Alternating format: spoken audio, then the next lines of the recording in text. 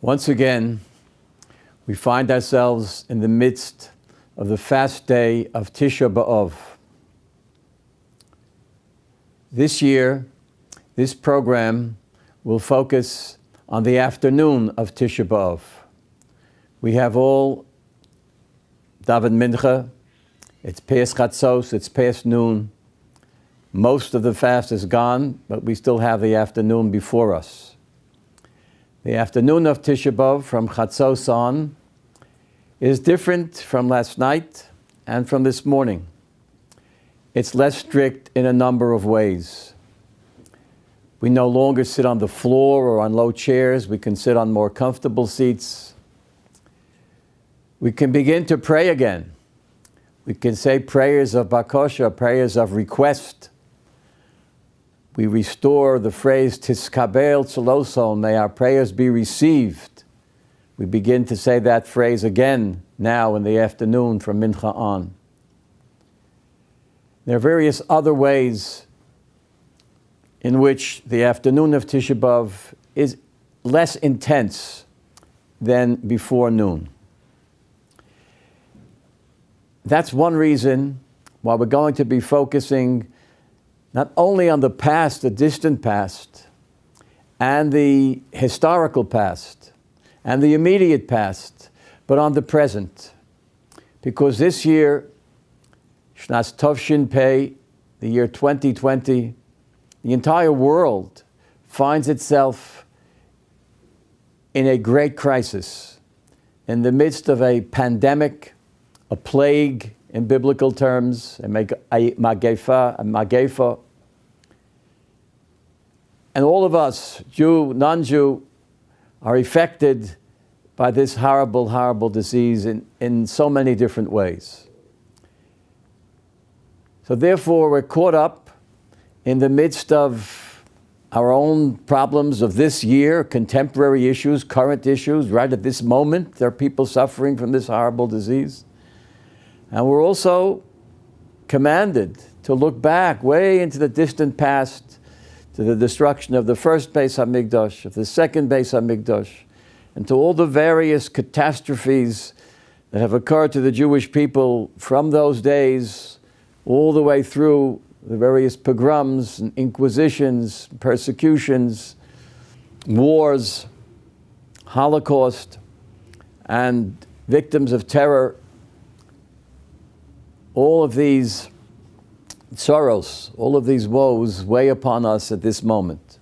Very real and present, and relying upon our memory going way back to the beginnings of our history. It's important, therefore, to focus to the future now, not just to the past. To look ahead, hopefully, to a better future, to a nechama, to consolation, to geula, to redemption. And we can begin to do this at mincha. We can begin to do this in the afternoon of Tisha B'Av. We even add to our prayers during mincha the prayer of Nachem, God help, comfort us. Let's move ahead to that stage of nechama. And therefore, I've entitled my presentation this year, Reflections on Recovery, Resilience, and Redemption.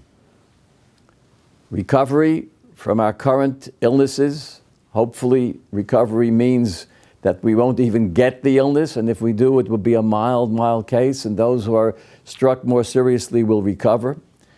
And we will have a guest speaker on the program who will speak about his own recovery. Resilience, and that will be the major focus of most of the presentation. Resilience, how to bounce back, something which we've done historically. We've always bounced back, and something we need to learn to do better and better as we struggle with various new crises. How do we bounce back? Resilience. And then redemption, geula, national redemption, universal redemption, which lies ahead. I've chosen to focus in order to convey the idea of resilience upon a number of heroes. I call them heroes of resilience, people who could be modeled for us of what it means to struggle through all sorts of pain and yet to remain whole and to emerge from the pain a better person, a more noble person, the process of resilience. The image that I've chosen for the cover of what we call the materials booklet. When you go on the website, when you registered for this particular program, you had access then to a booklet, a 20 or 5 or 30 page booklet, which has an outline of this entire program, some of which we may not even get to because of the constraints of time. And also various texts that we will be reciting and studying, and also photographs of resilience. And so I urge you to learn how to access that booklet, and also to have available the book that we will be using, the Kinos book, published jointly by OU Press and by Koren Publishers of Jerusalem. This booklet has the Kinos, the Kinot. It also has the translation of the Kinot, which I am the author of that translation, and also has the commentary of Rav Soloveitchik Zecher Tzadik Livrocha, which is absolutely fabulous and so worthwhile reading during these days and this day of Tisha B'Av. When you access the booklet, you will see on the cover 2 photographs. They're both photographs of the same person, an individual. I don't know his name, I've never met him, but these pictures were brought to my attention. It was an event that happened around Simchas Torah this past Sukkos. Simchas Torah in Israel, of course, is only one day. Shmini Atzeres and Simchas Torah are one day. Motzoi, Shmini Atzeres, Simchas Torah in Israel, many groups have what they call hakafot shniyot, hakafos shniyos, a second round of hakafos of dancing, which for them it's already after Yom Tov, and therefore they can play music and people can drive from distant places to come together. And this took place at that event this past Sukkos in Bnei Brak. The first picture shows a group of men, a group of Hasidim, in this part of a circle. They were dancing together. And one man, here you can see him, rolled up his sleeves and danced with his sleeves rolled up and with his arm outstretched. Yad chazaka v'zroa netuya, his hand outstretched. Because on his hand, and you can see it if you look closely, is a tattoo that was tattooed onto his arm when he was imprisoned in that horrible, unmentionable place that we call Auschwitz. And there the Nazis burned into the flesh of every prisoner, male, female, adult, or child, a number. That number identified him. He's no longer a person, no longer a human being. He's now a number. This man, obviously much younger when that tattoo was imprinted upon his arm, is now an old man. But every year on Simchas Torah, he makes it his business to dance with other people happily, to demonstrate his resilience. 75, 80 years ago, but he's here, and he's dancing. And he bears his arm and dances showing it. That's one picture of this gentleman. The other picture on the cover is the same gentleman, but this time it's even a greater symbol of resilience. In the second photograph, he's not only dancing, but he's holding a gartel in his hand and dancing in front of a group of youngsters. An entire group of maybe 30, 40 youngsters. And this picture says it all. He's resilient, he bounced back, he's alive and well, standing and dancing, and he's showing the next generation. In this case, it's probably his grandchildren or great-grandchildren in front of whom he's dancing. These are symbols of resilience. And he's just one hero of resilience. I'll be discussing others.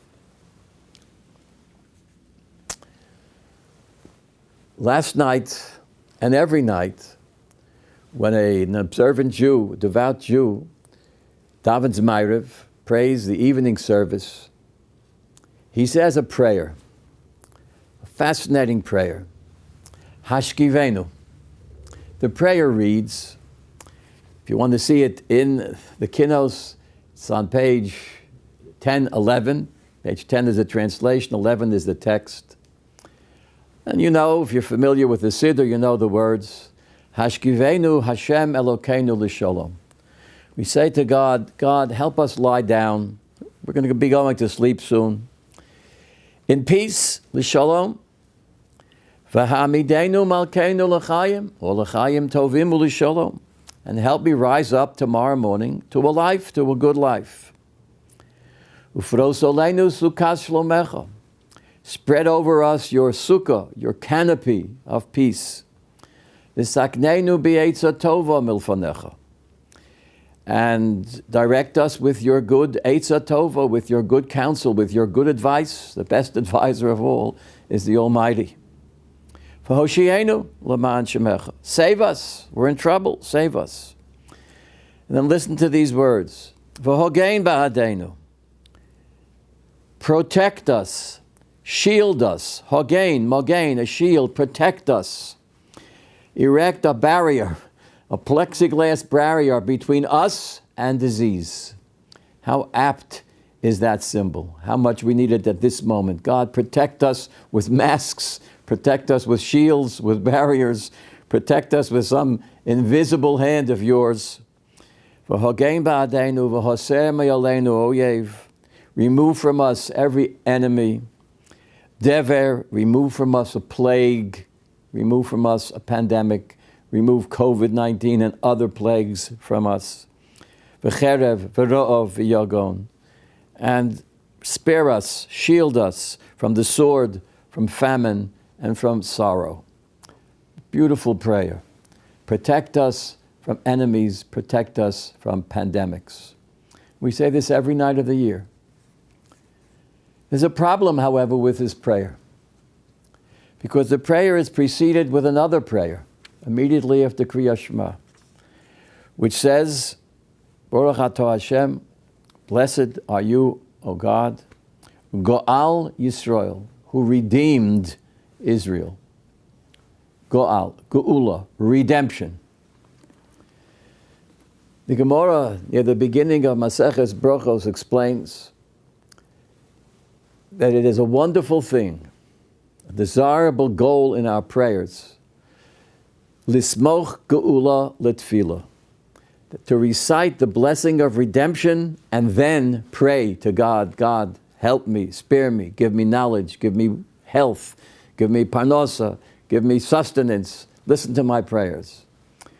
First geula, first speak about redemption, and then go into prayer. The Gemara says that various Amoroi and various of our sages would celebrate if they, in the morning, could really connect Geula L'Tefillah, redemption to prayer. And in the morning prayers, we do that. We say, Baruch atah Hashem Go'al Yisrael. We usually say it in a subdued tone. And then, immediately, we go to the Shemona Esrei, which is Tefillah. Geula, Tefillah, immediately. At night, we don't. We say Go'al Yisrael, and instead of saying Shemona Esrei, we say Hashikivenu. And many say even additional brachos. What's Hashikivenu doing? Why is it interfering between Geula and Tefillah? So the Gemara says, once they established, Chazal, Anshe Knesset Agdola, established the sequence of prayers, they inserted Hashikivenu as a Geula Arichta. It is a long geula. It is a long redemption. I would say an expanded redemption. It's not redemption prayer, but it's redemption. God, spare us, protect us from every horrible thing, including diseases, and then prayer. But it's one long redemption. How does one to understand that? The Talmidei Rabbeinu Yonah, in the back of a Shas Gemara, Maseches Brachos, there's the Rif, and around the Rif is a commentary authored by the students, the disciples of the famous Rabbeinu Yonah, one of the great Rishonim. And they write that what's the origin of the prayer of Hashikivenu? And they say a fascinating thing. The prayer of Hashikivenu was written, was composed at the very night of the Exodus, the very night of Yetzias Mitzrayim, the first night of Pesach, when we sit down to the Seder. During that night, that was the night when the Egyptians were struck with the 10th plague, Makas Bechoros. And in every house, this is how the Torah explains it, look in the Chumash, every house there were Egyptians dying. The firstborn of every family was dying of a plague, a COVID-19, a coronavirus plague, an epidemic. The Jews were living among the Egyptians. God had to pass over the Jewish house to spare them. Imagine being in that Jewish house at that time. There's a plague all around you. Every place there's people dying, being rushed to the hospital, in ambulances, people in agony, screams of panic and terror. And you're sitting in your house, and so far you're okay, but who knows what the next moment will bring? When will this pandemic strike me? Everyone naturally asks, will it strike me? Will God keep His word and somehow save me? In that atmosphere, the prayer of Hashikivenu was composed, right to Talmidei Rabbeinu Yonah. The Jews, that night, the most memorable night of the Jewish calendar year, they had a personal prayer.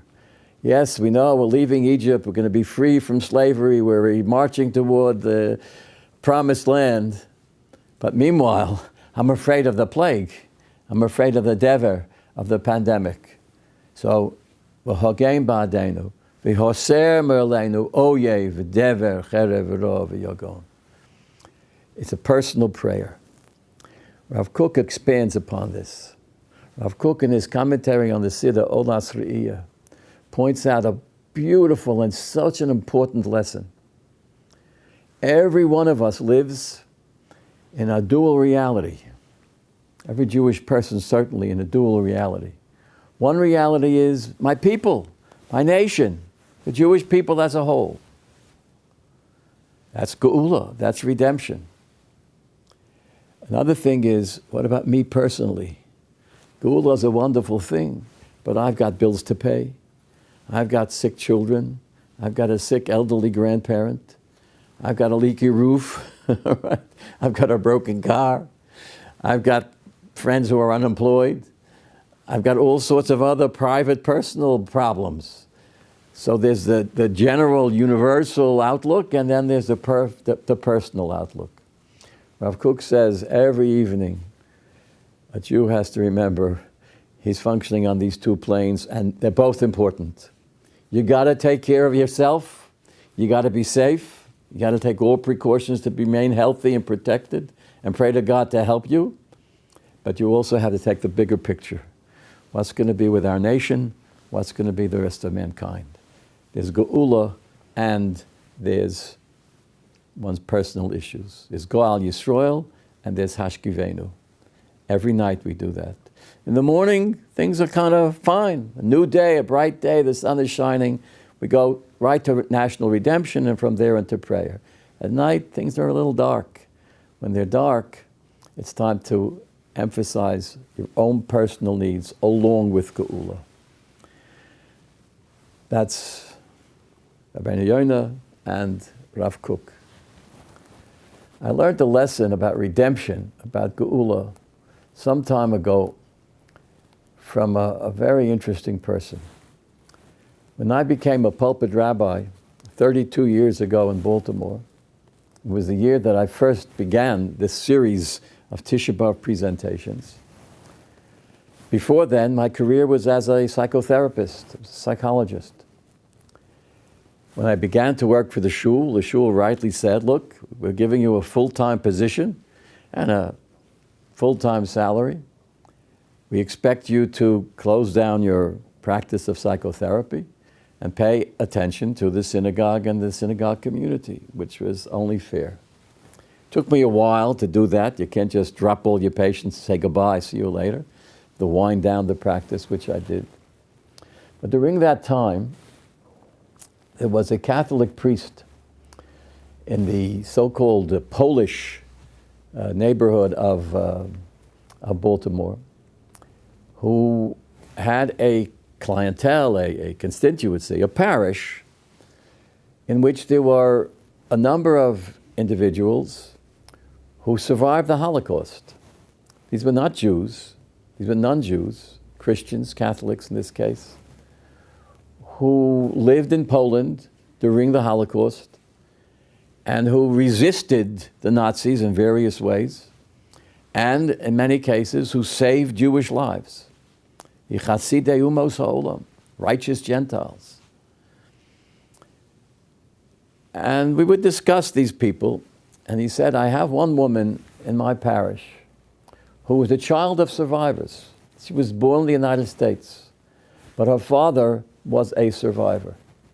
Her father was a Pole who saved Jews, who resisted the Nazis, who was imprisoned by the Nazis in Auschwitz, in a separate section of Auschwitz where they weren't thrown into the furnace to be cremated, but they were slaves in every sense of the word, political prisoners. And this man, this woman's father, left Poland, came to the United States, and she has various issues. Could she see you as a patient?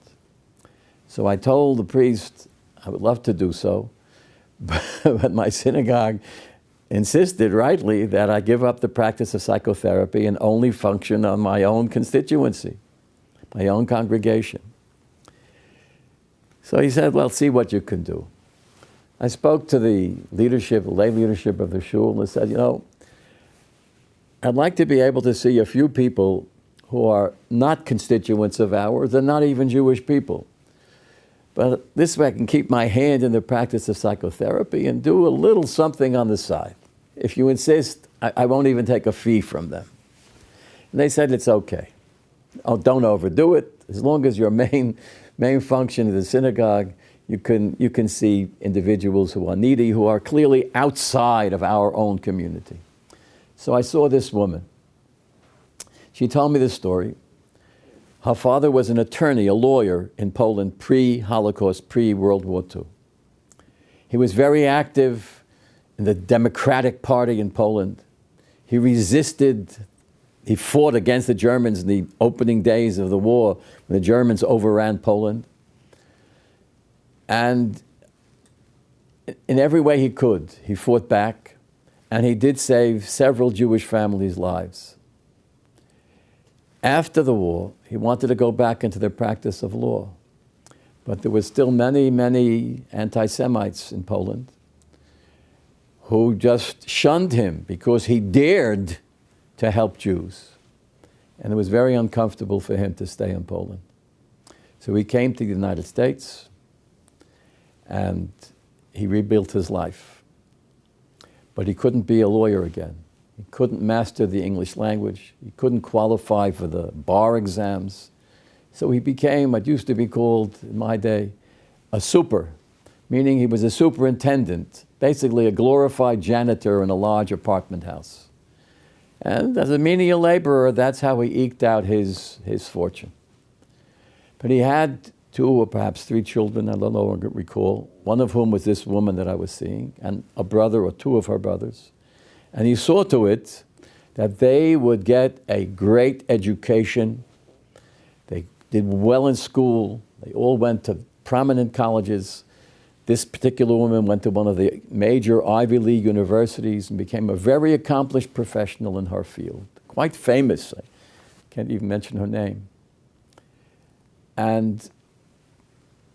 But she was a child of survivors. Her parents suffered. Her father's life was ruined in some sense, resilient but ruined. And she had her issues. And we worked on them 6, 7, 8 times, and she found the courses helpful, and she went on her way. And I haven't been in touch with her now for 30 years. But she told me once the following. She was very upset. And I said to her, I too, and certainly members of my family, are also survivors. I was born in the United States and didn't go through the Holocaust. But I had grandparents who were killed in the Holocaust. I had uncles and aunts who survived the Holocaust. I had an uncle who was an American soldier and came into the concentration camp and saw the horrors of the concentration camp when the American army first reached some of the killing camps. So I too am a survivor. And yet, somehow we cope in various ways and we go forward. So she said, but it's very different for me, Rabbi. She said to me, it's very different. You Jews here in America have had a redemptive experience. It's a religious term. For a Catholic to say redemptive means something very powerful, very similar to our concept, geula. You Jews have had a redemptive experience. We, Polish Catholic rescuers of Jews, have not had a redemptive experience. All right. And she pointed outside the window of my den, and she said, look, you have synagogues that you've built. You have hospitals that you've built. We were near the Sinai Hospital of Baltimore, a Jewish hospital. You have schools that you've rebuilt. You have whole communities that you've rebuilt. My father, who had just passed away, was a janitor in a slum apartment house. There was no redemptive experience, no redemption. Somehow that little anecdote helped me understand what redemption means from a non-Jewish perspective. Geula. It's an international, universal concept. That's Geula, Go'al Yisrael. And then each one of us has our own private issues, which can be overwhelming. Dever, v'cherev, v'roh, v'yogon. And we pray to God, v'hogein ba'adenu. Help protect us, shield us from, in the case today, the pandemic, and from all other problems and issues and crises, from poverty to illness to war. Save us, protect us. Both are necessary, at least at night. When it's night, Geula and Hashikivenu l'shalom. I mentioned my unnamed friend, the gentleman with the tattoos on his arm, dancing on Simchas Torah, dancing in front of youth. So he's a hero of resilience. Let's look at some other heroes of resilience together this afternoon. I've often reflected, when one looks at all of the heroes of Tanakh, all of the heroes of Chumash, Nevi'im, Uksuvim, all of the heroes of the Bible, who was the most resilient? Now, you could say there are many candidates for who were the most resilient. Every person that we study in Chumash was resilient. Avraham was resilient, and Yitzchak was resilient, Yaakov was resilient, and Yosef was certainly resilient. He went from a bore, from a ditch full of vipers and snakes, to become the second in command of the powerful nation of Mitzrayim, of ancient Egypt. So they were all resilient. Somehow, I have a favorite resilient hero in Tanakh. And he is the prophet, the Navi Yirmiyahu, the prophet Jeremiah, Yirmiyahu HaNavi. Do you know how much this man suffered? Did you ever study the book of Yirmiyahu? Just last night we read one of his works, Megillas Eicha. Do you see what he went through? Now, in Megillas Eicha, we read mostly about the national catastrophe of the destruction. Here and there, Yirmiyahu gets a little personal and talks about his own personal feelings. But most of it is the city of Yerushalayim lies in ruins. God's temple is destroyed. These are general images for the whole nation. The opposite of Geula, the opposite of redemption, is Churban, destruction. But do you know, as a private person, how much he suffered? Do you know how he was mocked and derided and tortured and shunned and cursed again and again and again? He had a message for the Jewish people, and they didn't want to hear it. And because they didn't want to hear it, they silenced him in every way that they could. They made fun of him. accused him of being a false prophet. They tried to quiet him. He's a model, the perfect example of a voice for peace and justice and righteousness that gets silenced, that gets shut down. And he kept fighting back and kept speaking. And mainly he was ignored. He had a few followers, but the masses didn't follow him. Toward the end of his life, he was thrown into a pit. He was thrown into a dungeon. He was dying of hunger. It was the last days before Jerusalem fell to the Babylonians. And Tzidkiyahu, the last sitting king of the Jewish people, who was never listened much to Yirmiyahu, called to Yirmiyahu and asked for advice. And Yirmiyahu gave him advice and told him what to do. He said, the battle is lost. You're not going to win over the Babylonians. The best thing you can do is to surrender and cut a deal. Have some type of a peace pact. This way, your lives will be survived. Yes, you'll lose a lot, but you'll be alive and you'll be able to somehow be resilient. Tzidkiyahu couldn't listen to that message. Didn't want to hear it. Couldn't hear it. He continued to resist the enemy, and then the tragedy was tragedy. Terrible, terrible tragedy. And the Jews were sent out. They were sent to Babylon and sent into exile. There were a few stragglers here and there that remained.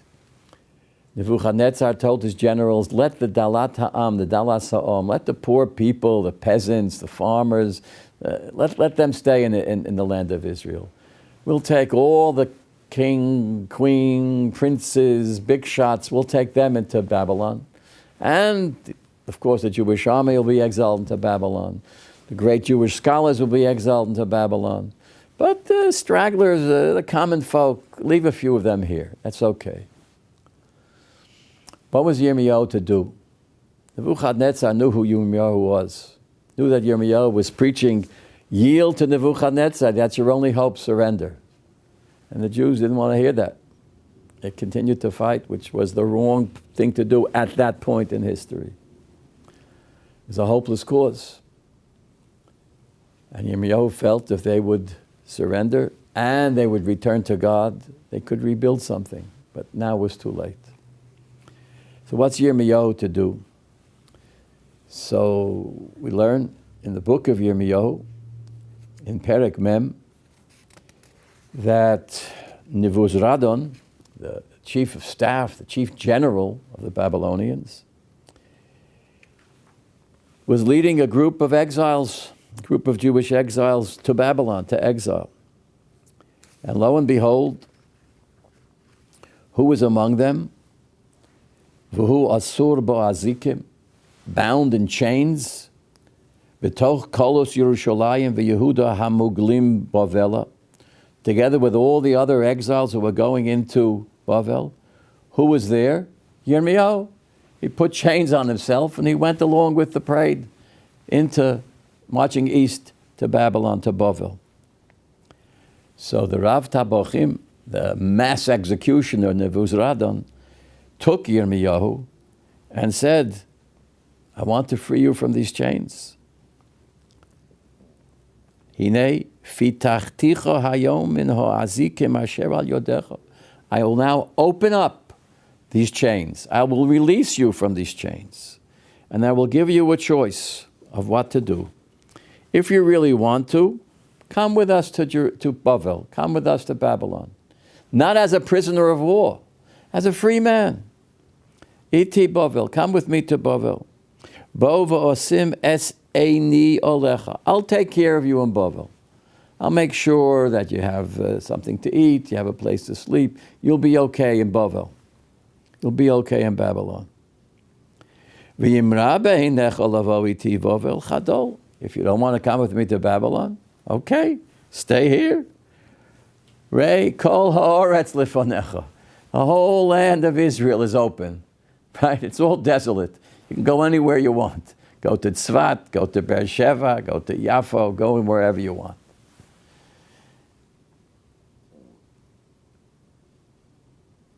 El Tov, V'il Hayosho B'Einech Olechas Sham Alech. Go wherever you want.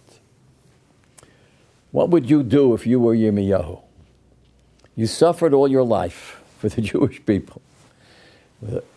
You had frustration after frustration. You knew hunger, imprisonment, scorn, everything. Do you go with the Jews to Bavel? Or do you stay with a few stragglers here in Eretz Yisrael? So then we have a fascinating phrase. V'odenu lo yoshuv. For a moment, for a short time, v'odenu, yet, Yirmiyahu didn't move. Some say, look at the various commentaries, he wasn't sure. What was his role now? To go with the Jews to Babylon? Or maybe to try to rebuild after all? It was Gedaliah, for whose murder we fast on Tzom Gedaliah, who remained behind with a few Jews left and tried to start something again. He could stay with Gedaliah. Or he could just hang around and go to some farmhouse where some Jew remained and live out his life, at least in the land of Israel. Or he can go into Bavel, where he would have royal protection from the enemy, and be with fellow Jews, perhaps, to console them, to comfort them, to teach them. Perhaps he had a role here. So Yirmiyahu was stunned. One commentator suggests that Yirmiyahu was stunned by the offer. When a person is freed from captivity, unexpectedly freed from captivity, he is shocked. He stands, what do I do now? What do I do now? In fact, I read once in a book about natural science that even animals, when they're freed from cages, at first, before they run out into the jungle or wherever they're from, when the cage door is open, they stand there in shock. They're paralyzed because the transition from captivity to freedom is so stunning that you can't move. Perhaps that's what happened. Look at it this way, look at it that way. I look at it, that was a crucial moment for Yirmiyahu. Though I stay in a desolate, ruined, almost totally deserted land, but it's the land of Eretz Yisrael. Or do I go with all the rest of the Jews to Bavel? A very difficult dilemma. Yirmiyahu says, well, Nebuzaradan sees that Yirmiyahu is indecisive, so he says, I have an answer for you. I, the five-star general of the Babylonian army, tell you as follows. Vishuva el Gedaliah ben Achikam ben Shaphan. Return to Gedaliah. He's starting a little new Jewish group and remaining in Eretz Yisrael. Go to him. After all, you can trust this Gedaliah, because Nebuzaradan may have been a Babylonian general, but he knew Gedaliah's yichus. He knew that Gedaliah was ben Achikam ben Shaphan. So he says to Yirmiyahu, Gedaliah is a good young man. Don't you know? His father was Achikam. His grandfather, his Zayda, was Shaphan. You can trust Gedaliah. Go there. Because Asher Hivkid Melech Bovel B'Yara Yehuda, the king of Babylon, Nebuchadnezzar, made him the chieftain of a few Jews, a few stragglers, 100, 200, 300 people. They'll be the Jewish remnant in the land of Israel. And their boss, their chieftain, will be Gedaliah. V'shevito b'socha'am, and go with him. Or else, el kol hayosha b'necho leches lech, go anywhere. Go be a hermit in a cave in Miron, but stay in Eretz Yisrael. That's what I advise you to do. Vayavo Yirmiyahu el Gedaliah. Yirmiyahu chose to go with Gedaliah. That's not the end of the story. But you see the resilience in the person. In the midst of this churban, the absolute destruction of the holy temple, of the land of Israel, of the vast majority of Jews, and Yirmiyahu saw some hope with Gedaliah and a small band of Jews who were going to remain in Eretz Yisrael. He chose Eretz Yisrael over Bavel, a few Jews over multitudes of Jews, because of his resilience. It's not the end of the story. Gedaliah is murdered by treacherous enemies, Jewish people who were his enemies. Gedaliah is murdered and continued to fast on the day of his death, the day after Rosh Hashanah, although he was killed on Rosh Hashanah, but we don't fast Rosh Hashanah, so we fast the next day. Atzam Gedalia. And then the Jews weren't sure what to do. Do we stay in Israel? Maybe we can go to Mitzrayim. Let's go to Egypt. Here we can escape the Babylonians and maybe rebuild something in Egypt. And Yirmiyahu tells them so eloquently, no, no, no, no. Don't leave the land of Israel. Don't leave Eretz Yisrael. They defy him. They go to Mitzrayim. They go to Egypt. And they schlep him along. Can you imagine this, what he went through in his life? Talk about resilience. He fought against Tzidkiyahu. He was captured by the Babylonians. He was freed. He was given the choice to remain in Israel or go to Babylon. He stayed in Eretz Yisrael. And he allied himself with Gedalia. And then Gedalia was murdered, and all hope was lost. And Yirmiyahu said, no, let's stay here, now let's go back to Egypt of all places. That's where we were so happy to get out of there so many centuries ago. We're not going to go back. No, they went back and they schlepped him along. And he's dragged with them into Egypt. And there in Egypt, he continues to preach his prophecy. And he says, we don't belong in Egypt. You're worshiping the gods of Egypt. You must be faithful to the God of the Jews, to the God of Israel, and we must go back to Eretz Yisrael. And these are the last words we hear from Yirmiyahu. Speak about resilience. Yirmiyahu is a hero of resilience.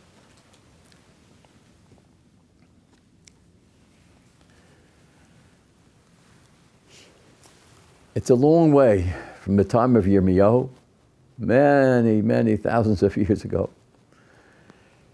First, Beis HaMikdash destroyed. Lots of water under the bridge from Yirmiyahu till this year, Shnas Tov Shin Pei. But we have resilient people among us. Everyone in this audience is a resilient person. Fasting on Tisha B'Av and sitting and spending the afternoon of Tisha B'Av commemorating what Tisha B'Av is all about. They're all resilient. One of my dear friends, for quite some time now, is an example of resilience, and you're about to hear some words from him. His name, as I knew him all these years, was Rav Aryeh Ze'ev Ginsburg. He's the rabbi of the Chafetz Chaim Center, Torah Center in Cedarhurst, New York. Very prominent rabbi, writer, and teacher. We were together on many, many Pesach programs, taught from the same platform. We have, I would say, a special connection in many, many ways. He was struck with this horrible virus, with COVID-19, some time ago, before Pesach. He was hospitalized, and as you will hear from him, he was given up for dead. The medical staff wanted to remove him from the various machines because he was a hopeless case medically, and give those machines to other people who had a better chance of living. It was the night of Pesach, the night of Yetzias Mitzrayim, when his family was told he has maybe a couple of hours to live, come say goodbye. But somehow he fought back, and you will hear a few words from him now. He was so desperately ill that his name, a name was added to his name. So he's no longer Rav Aryeh Ze'ev Ginsburg. He is now Rav Chaim Aryeh Ze'ev Ginsburg, Shlita. And I'd like you to pay careful attention to what he has to say. Sometimes things happen to us that we just don't understand, beyond our human comprehension. The pasuk in Tehillim, in Perek Lamed Vav, pasuk Zayin, says, "Sitkoscha harei el, mishpatecha tahom rabba." And the Medrash explains, the Medrash in Tehillim explains this pasuk, that sitkos, tzedak sitkosecha, the righteousness of HaKadosh Baruch Hu, we sometimes can see from a distance. Like a mountaintop, you can see like a mountain, the top of a mountain, you stand on the bottom, you look up and you could see the top of the mountain. The righteousness of HaKadosh Baruch Hu, we can get a glimpse of sometimes when we look up, we look carefully. But the mishpat of HaKadosh Baruch Hu, the judgment of HaKadosh Baruch Hu, that is Tehom Rabbah, you can't see that, just like you can't see the depths of the Tehom. Nobody can look into the ocean and see the bottom, the ocean floor. Mishpatecha, it says, Koscha, the righteousness of HaKadosh Baruch Hu, we can see, sometimes get a glimpse of it, a little piece of it. But the Mishpatecha, the judgments of HaKadosh Baruch Hu, Tehom Rabbah. I will tell you that I myself, so what Rabbi mentioned, recognize the Mishpatecha, the depths of HaKadosh Baruch Hu's judgment. When the coronavirus hit our community, which was about 2 weeks after Purim, when so many people were affected by this terrible machla. And I myself was one of them, and I went to the hospital, and like so many others, was intubated and spent 3 weeks in a coma. And the extent of it was that my wife, should live and be well, received a call, Erev Pesach, from the doctor in the ICU a few hours before Yantiv, telling her to come to say goodbye to me because they only have a few hours left, and they're going to be pulling the plug from the machine and give the machine to somebody who has more of a chance of survival. And my chance of survival was minimal. I had a few hours left. She should come say goodbye, which she did. And then all of a sudden things turned around. The next day, 2, 3 days, 4 days, things started to turn around. And my systems that had all stopped, kidney shutdown, blood pressure, etc., all turned around, miraculously turned around. Because of the tefillos of Klal Yisrael, there were tens of thousands of people davening, WhatsApp chat, texts, so many things going around the world. I have friends of mine in South Africa told me that the entire community was saying Tehillim. There was no explanation except the tefillos of Klal Yisrael that brought me back. But why me, and why not so many others who were bigger and greater than me? I didn't even know what happened to me. When I came home after I woke up and I was in a step-down unit, and the first thing I remember, a doctor shaking my shoulder and calling Rabbi Ginsburg. I opened my eyes, and he had on the screen a picture of my wife and my daughter on a screen, and they were full of smiles, and I'll be fine, I'm going to be coming home soon. I recognized them, but I had no idea where I was. I had no idea what happened to me.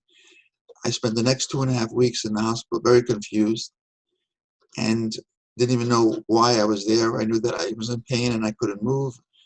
And then I was okay to come home. And the night that I came home, an hour after I came home, which was 10 weeks ago, my son-in-law and my wife sat down and said they don't want to overwhelm me, just got home, but they had to share with me what happened to me. So I'll surely be hearing it from others. They told me that I was in a coma and how close I was, that my son-in-law, Erev Pesach, spoke to the head of the Kadisha to review the halachos of what happens if something happens to me on Yom Tif as far as the Kfura. That was the extent of it. They told me that I have a new name. They added a name of David Feinstein, Refuah Shalema. They added the name Chaim to me. I have a new name, and started telling me about all the people that were nifta, that passed away. Great people in Novominsker Rebbe, Zechron Tzaddik Levracha, and many others that I was close to. And I was just amazed. I couldn't understand why me, why not have all these great people. And there's no explanation. The judgments of HaKadosh Baruch Hu, the mishpat, is like the depths of the sea. There's no way to explain it. But I'm so good to be here.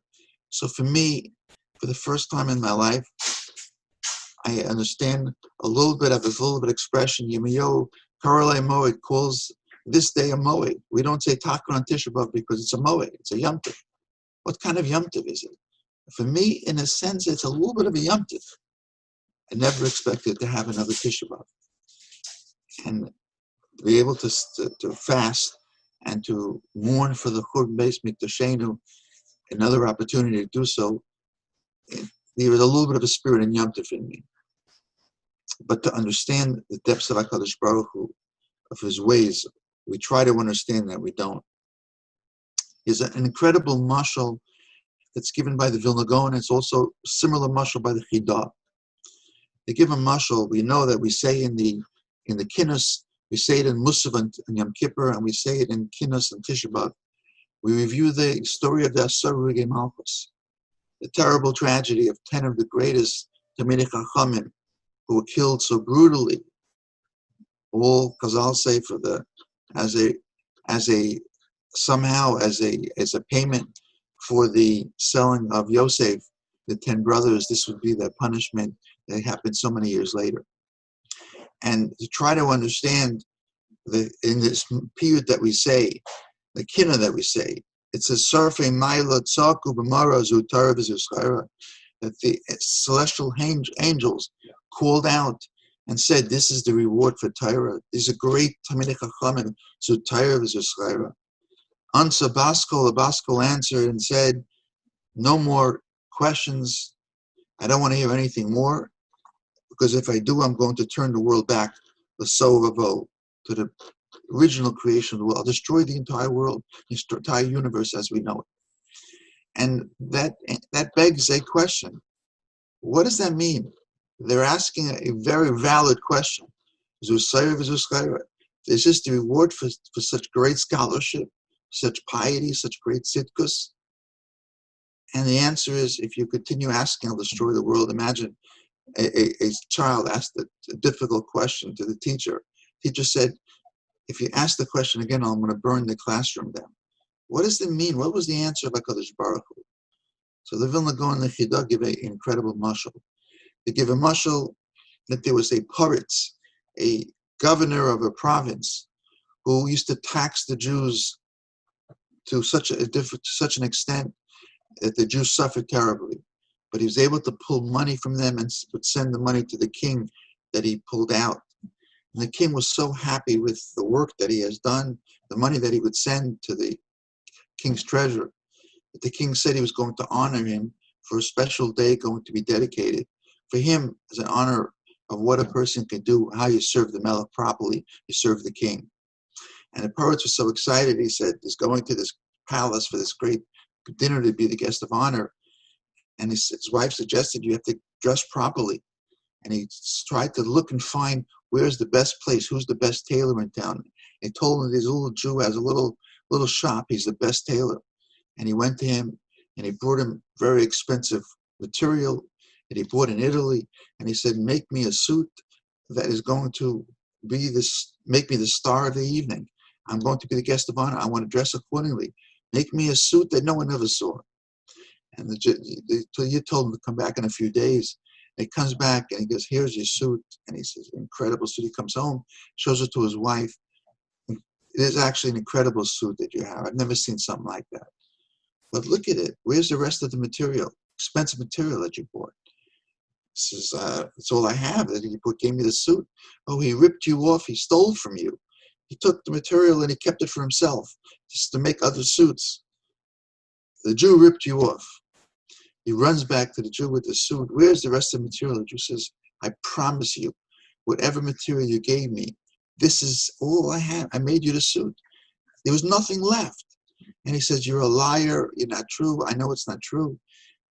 And the tailor tells the parts, give me back the suit. Takes the suit, puts it on a table, takes out scissors, and starts cutting the pockets and the sleeves. And but why are you ruining my suit? And he keeps on cutting and cutting till finally he lays out the material on the table. He says to him, you see, this is exactly the material you gave me. So the parrot said, okay, now I see that you're an honest person, but why did you have to destroy my suit? He said, because there was no way that you were able to understand that all the material went into that suit until I brought it back to its original form. Says the Gaon of Vilna Gaon, HaKadosh Baruch Hu wasn't pushing them off, he was actually answering them. He said to the Malachim, not just human beings, but the Malachim themselves, they have a right to have an answer. They should understand. So an incredible question, a question that we have been asking for 2,000 years. When so many righteous Jews, so many great people, so many children, Tinoko Shabes Rabban, children that went to Cheder, and their Rebbeim and their teachers, and the Malamdim, all saw the end in the crematorium. We've been asking to serve Zushar for 2,000 years. And HaKadosh Baruch Hu didn't push them off and said, I'll threaten, I'll destroy the world. HaKadosh Baruch Hu was answering them, saying, you want to understand the depth of HaKadosh Baruch Hu's judgment? The Home Rabbah. You can't understand it. To understand it, you have to go back and look with eyes from the beginning of the world. You can't just look at it now and see, why is this happening? Why is this tragedy? Why Asarugim Malchus? Why the Shoah? Why the terrible pogroms? Why the Inquisition? Why? To understand it, Kadosh Baruch Hu says you have to have a vision of the time to go back to creation of the world. And then HaKadosh Baruch Hu says, then you'll understand. Even the Malachim don't have a vision of being able to go back to the beginning of the world and look with the eyes of HaKadosh Baruch Hu that only He has to understand every tragedy. So judgment is very, very difficult to understand why one, why not the other. But the thing that is the most greatest thing of all is that after difficulty and after suffering, there's a nechama. We get up from the floor, we sit down, it's nachamu. It's a consolation. We have consolation. What is the nachamu? To understand the way the world works, that behind every time it rains, you'll see the roofs. There's no greater bracha than rain. And yet rain comes, it goes into our roof, it could flood our houses. There's rain. Even the greatest bracha of the world sometimes comes with difficulty. Sometimes we don't want to, we walk with umbrellas. But the rain is a bracha. We have to understand that this bracha that HaKadosh Baruch Hu gives us, every bracha comes with challenges. The greatest bracha in the world comes with parnasa, comes with ze'as hapecha toch alechem. Baby being born. How many people wait to have a child? How many couples are waiting, longing to have a child? The child comes with chevle leida, with the pains of childbirth. Every single tzara in the world, every bracha in the world comes with some difficulty, some challenges. That's the way HaKadosh Baruch Hu created the world. Shpatecha Tom Rabbah. It's not meant to be understood, but this is the way HaKadosh Baruch Hu created the world, with the understanding that every difficulty, every bracha comes with challenges, and those challenges sometimes is the bracha itself. We have to understand this. And to understand, I try to understand why HaKadosh Baruch Hu gave me a new life, why I was zocheh at Tchias HaMesim. A great Rebbe came to visit me when I came home from the hospital and said the bracha of Machayim Mesim with Shem Malchus. Why HaKadosh Baruch Hu did so? HaKadosh Baruch Hu gave the greatest bracha of all life. And what do we do with life? We look for the best way to serve HaKadosh Baruch Hu. The best way. I know that I am dedicating my life, this new life that HaKadosh Baruch Hu gave me, to dedicate it to go out to teach Jews, go out to inspire people, go out to understand that there's life, that if HaKadosh Baruch Hu gives you a person life and you have the ability to do something, get up and brush yourself off, get up off this chair, get up off the floor. It's chasos, it's nachmu. We have a chance to go back and be able to build and continue building the world in such an incredible way. To understand that tzaros comes in the times of Chevle Leida, of Chaim Kanevsky, the Sar HaTorah, the Gadol Hador of our generation, answered a family a year ago to a very, very difficult question that they asked him. It was actually a relative of Rebbe Kanevsky, Allah Shalom. She was a teacher in a moshav in outside Yerushalayim, and she was a mother of 3 children. And she was on her way to her job, teaching Russian children, Aleph Beis, children that came from Russia who knew nothing. She was an incredible teacher who was able to take these children and teach them Aleph Beis, and within a year bring them to a level of equal to the children that grew up in Eretz Yisrael, and incredible accomplishments that she had. And she was driving to work like she did every day, and an Arab Yimach Shemo threw a boulder, a rock, from a high point on towards her window, and she saw it. She swerved to try to avoid it, and unfortunately, Rahman's son, her car went into a ditch and went down a somewhat of an incline, and unfortunately, Rahman's son, she passed away. She was killed. The family was was broken, obviously. And Rav Chaim sent a message with his nephew went to Shiva house and said, take Nechama, because Mashiach is around the corner and there'll be Tchias HaMesim very soon. And the family was very, very muchzik, very, very mechazik when they heard this thing from Rav Chaim Kanievsky. The day that they got up from Shiva, the father and his children went to Bnei Brak, and they went to Rav Chaim and they wanted to hear from him the words again directly to give them some nachama because they were so broken. When they went into Rav Chaim, they said we had the message from Rav Chaim that Mashiach is around the corner, and it gave us such chizuk. Want to make sure that Rav Chaim hear that again from Rav Chaim himself. Rav Chaim said, I didn't say that. They're taken aback. Rav Chaim said that Mashiach is around the corner, and he said, no. What I said was Mashiach is al harachov. He's not around the corner, but he's on the block. That's what I said. Mashiach is at our doorstep, and that itself should give us a tremendous sense of chizuk, tremendous sense of going on. And why is the world suffering so much? Why is there so much sorrow in the world? And we don't know where to turn. Those who live in America are so afraid of what tomorrow brings. We see not only the pandemic, we don't know when it's going to end, when there'll be an antidote, when there'll be something to take that will protect us. And there are riots in the streets that are growing more menacing and more frightening every single day. And the economy is shot. People who were gevirim are today aniyim. People who used to help people and their homes were open. One person I know very well had his home every single Thursday night. Lines of people outside his house from Eretz Israel. Everybody got him a beautiful check, a wonderful check. Today, he is now receiving tzedakah. It's an incredible world of pain, but that should give us, in a sense, a nachama. Because when Mashiach comes, just like Hashikivenu Baruch Hu promised us, it's going to be chevle leda. It's going to be childbirth pains. The baby is coming. A woman who's in childbirth pain, she's screaming from pain. But in a few moments, she's going to be holding a new, beautiful baby in her arms. And somehow the pangs of childbirth are forgotten. So a person has to recognize, we all have to recognize, the challenge and difficulties that we have, Hashikivenu Baruch Hu gave us, whether it's the pandemic, whether it's the economy, whether it's the incredible riots. We're so afraid sometimes we lock our doors, and the riots were in our communities. They were outside our doors, outside our shuls, outside our businesses. How many Yidden businesses have been closed up and boarded up, afraid to go back to their stores, afraid to go back to their businesses.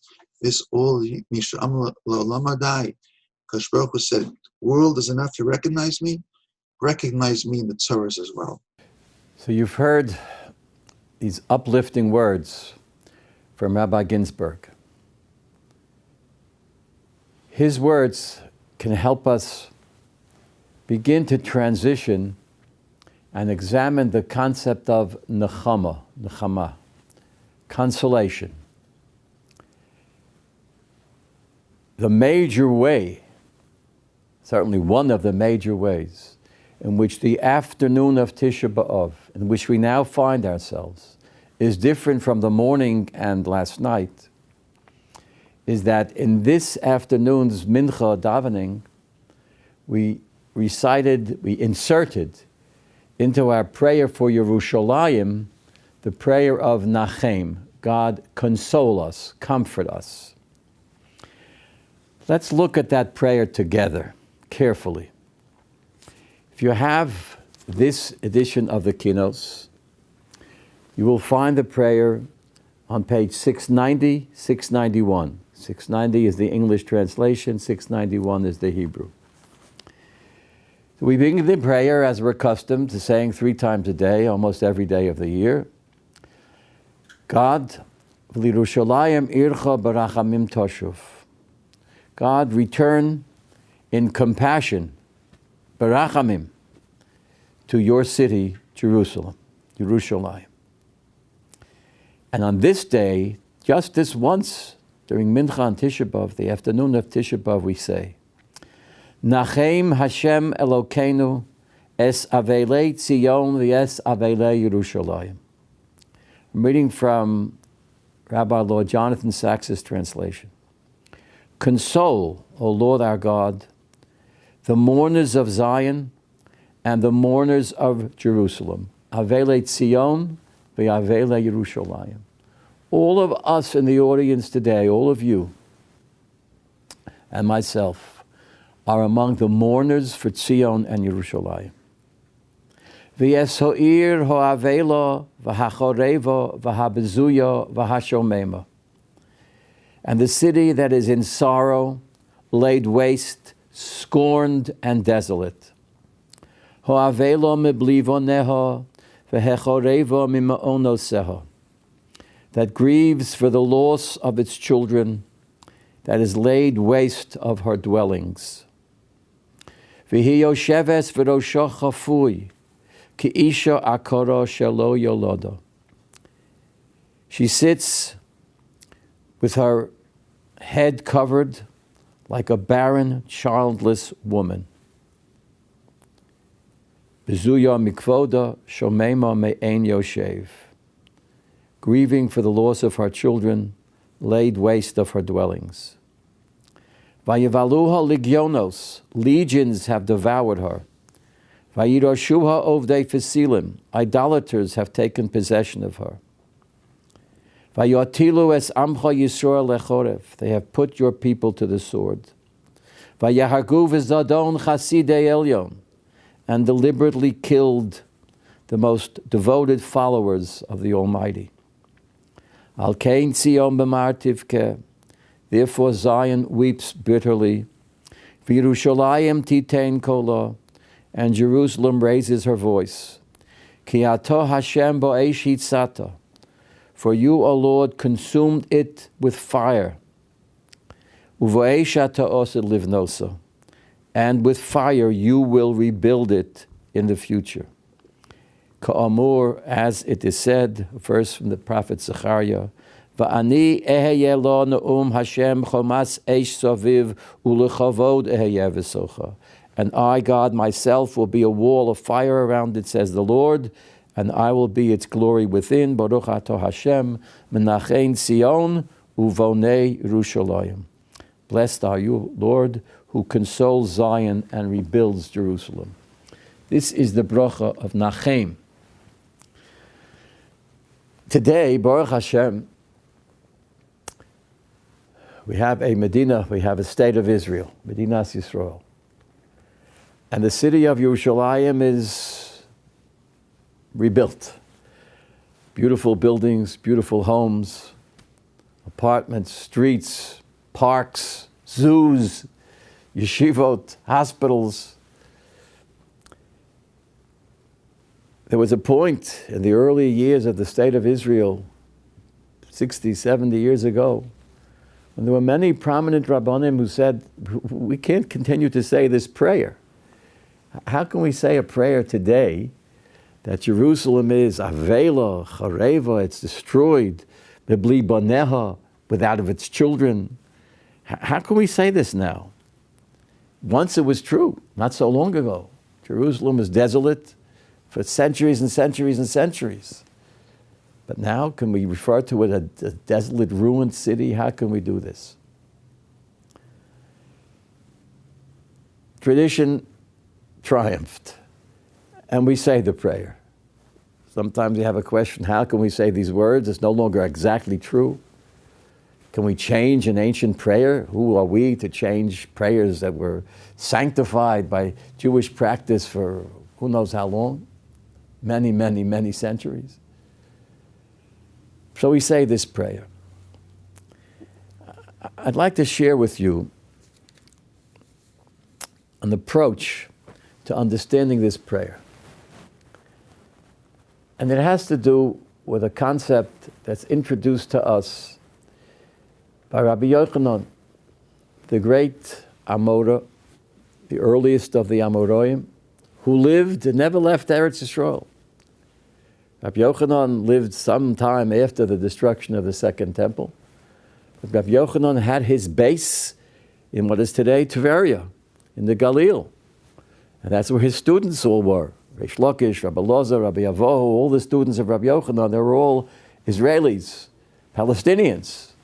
Way back, this is in the 3rd, 4th, 5th century, according to the Christian era. And they lived in Eretz Yisrael. So Rabbi Yochanan taught us as follows. Hachi Am Rav Yochanan, the Gemara in Tainus Daf Hey. Omar HaKadosh Baruch Hu lo avo b'Yerushalayim shel mala ad she'avo b'Yerushalayim shel mata. That Rabbi Yochanan says, in the name of God, that I, God, will not come to the Yerushalayim shel mala, to the Yerushalayim up above, the heavenly Yerushalayim, until I first come to Yerushalayim shel mata, until I first come to the Jerusalem down below, Yerushalayim shel mata. And he brings a verse in Navi to prove this point. There's two Jerusalems, an upper and a lower. Yerushalayim shel mala, Yerushalayim shel mata, and God will first come to Yerushalayim shel mata, the Yerushalayim here on earth. He'll come and rebuild it with buses and hospitals and bicycles and shuls and streets and hotels. And then Yerushalayim shel mala, the heavenly spirit Yerushalayim. There's two Yerushalayims. Yerushalayim shel mata, Yerushalayim shel mala. There's a gap between these two Yerushalayims.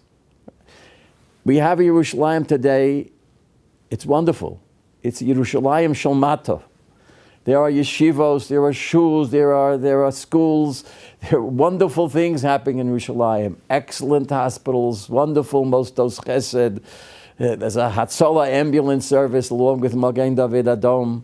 There's all sorts of wonderful things happening in Yerushalayim, and wonderful people, old and young, of all sorts of people, universities, etc., in Yerushalayim. But it's still Yerushalayim shel mata. Not quite there yet. It's not perfect. Not spiritually, religiously perfect. We've got a way to go. There's a gap, not a generation gap. It's a gap between mata and mala, between below and above. And it's our tafkid, it's our mission to narrow the gap, so that Yerushalayim shel mata gets closer and closer to the Yerushalayim shel mala. That's our work. God gave us a Yerushalayim shel mata. Jerusalem is now, all of Jerusalem is now a united city under the sovereignty of Medinas Yisrael, the state of Israel, in the control of the Jewish people. And it's accomplished wonderful things spiritually, economically, security-wise, in many, many, many ways, Baruch Hashem, and thank the people who've built it to this point. But there's a way to go. That's life on earth. We have many, many wonderful things, but there's always a way to go. We can always improve. We must always improve. We have to narrow the gap between Yerushalayim shel mata and Yerushalayim shel mala. What we mourn in Nachem is the fact that as wonderful as Yerushalayim is, it's still in ruins. Relative to the Yerushalayim shel mala, it's in ruins. In the Yerushalayim shel mala, there's no war, there's no strife, there's no internal political arguments. There's peace, perfect peace. In the Yerushalayim shel mala, there's no such thing as people harming other people in any way. Just being rude to being cruel. No, that's all gone in Yerushalayim shel mala. What we mourn is the current reality that's imperfect, the imperfections that we still have to work on. That's what we are talking about when we speak about Bezuya Michvoda, Shomeima Me'en Yoshev, etc., etc. And there are still terror events in Yerushalayim. People who are killed in Yerushalayim, in the parks and in the streets of Yerushalayim, and other cities of Eretz Yisrael as recently as recent weeks. So it's not Yerushalayim shel mala yet. So we thank God for the Yerushalayim shel mata that we have, and Baruch Hashem, it's wonderful and it's developed amazingly in our own lifetimes. But on Tisha B'Av, we have to look at the gap the gap between Yerushalayim Shel Mata and Yerushalayim Shel Ma'ala. And that's what we're doing in Nechama. We ask God to bring a Nechama. I came across, to me, it's a fascinating quote in the Prima Godim. The Prima Godim is one of the super commentaries, the commentaries upon the commentaries upon the commentaries upon the commentaries of the Shulchan Aruch. But a Prima Godim was an 18th century Gadol Batorah, whose Sefer is a basic text in the halachic decision-making process. So he quotes, this is in Hilchos Yom Kippur, he quotes something from his father. We normally don't know anything about, but he writes, Shamati me Adoni Ovi Horav Zal. I heard from my master, my father, the rabbi. He doesn't even mention his first name, his father's first name. This is on a different phrase entirely, which we don't say on Tisha B'Av, but which we say on Yom Kippur. We say, Ezkro Elokim v'yehemoya. I will remember God and I will wail. Wail, W-A-I-L, I will cry. Vira'osi kol ir al tila benuya. When I see every city built up, every beautiful city, New York, Los Angeles, Paris, Prague, Moscow, built up beautifully, but the city of God, Mushpeles, is lowly, at she'ol tachtiya, all the way down to the depths. Yerushalayim is, it's a piyut which we say on Yom Kippur, Ne'ilah. And of course, we understand the image. The image is comparing other cities of the world that are successful and thriving, and Jerusalem, which throughout much of its history, was Mushpeles at she'ol tachtiya, which was destroyed, lying in ruins, trash, garbage dumps, etc.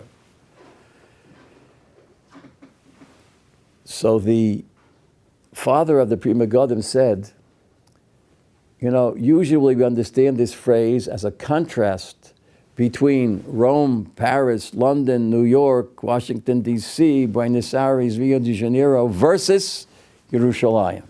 They're all thriving and Yerushalayim not. He said, no. We're not making a comparison between all the cities of the world versus Yerushalayim. We're making a comparison between the two Jerusalems.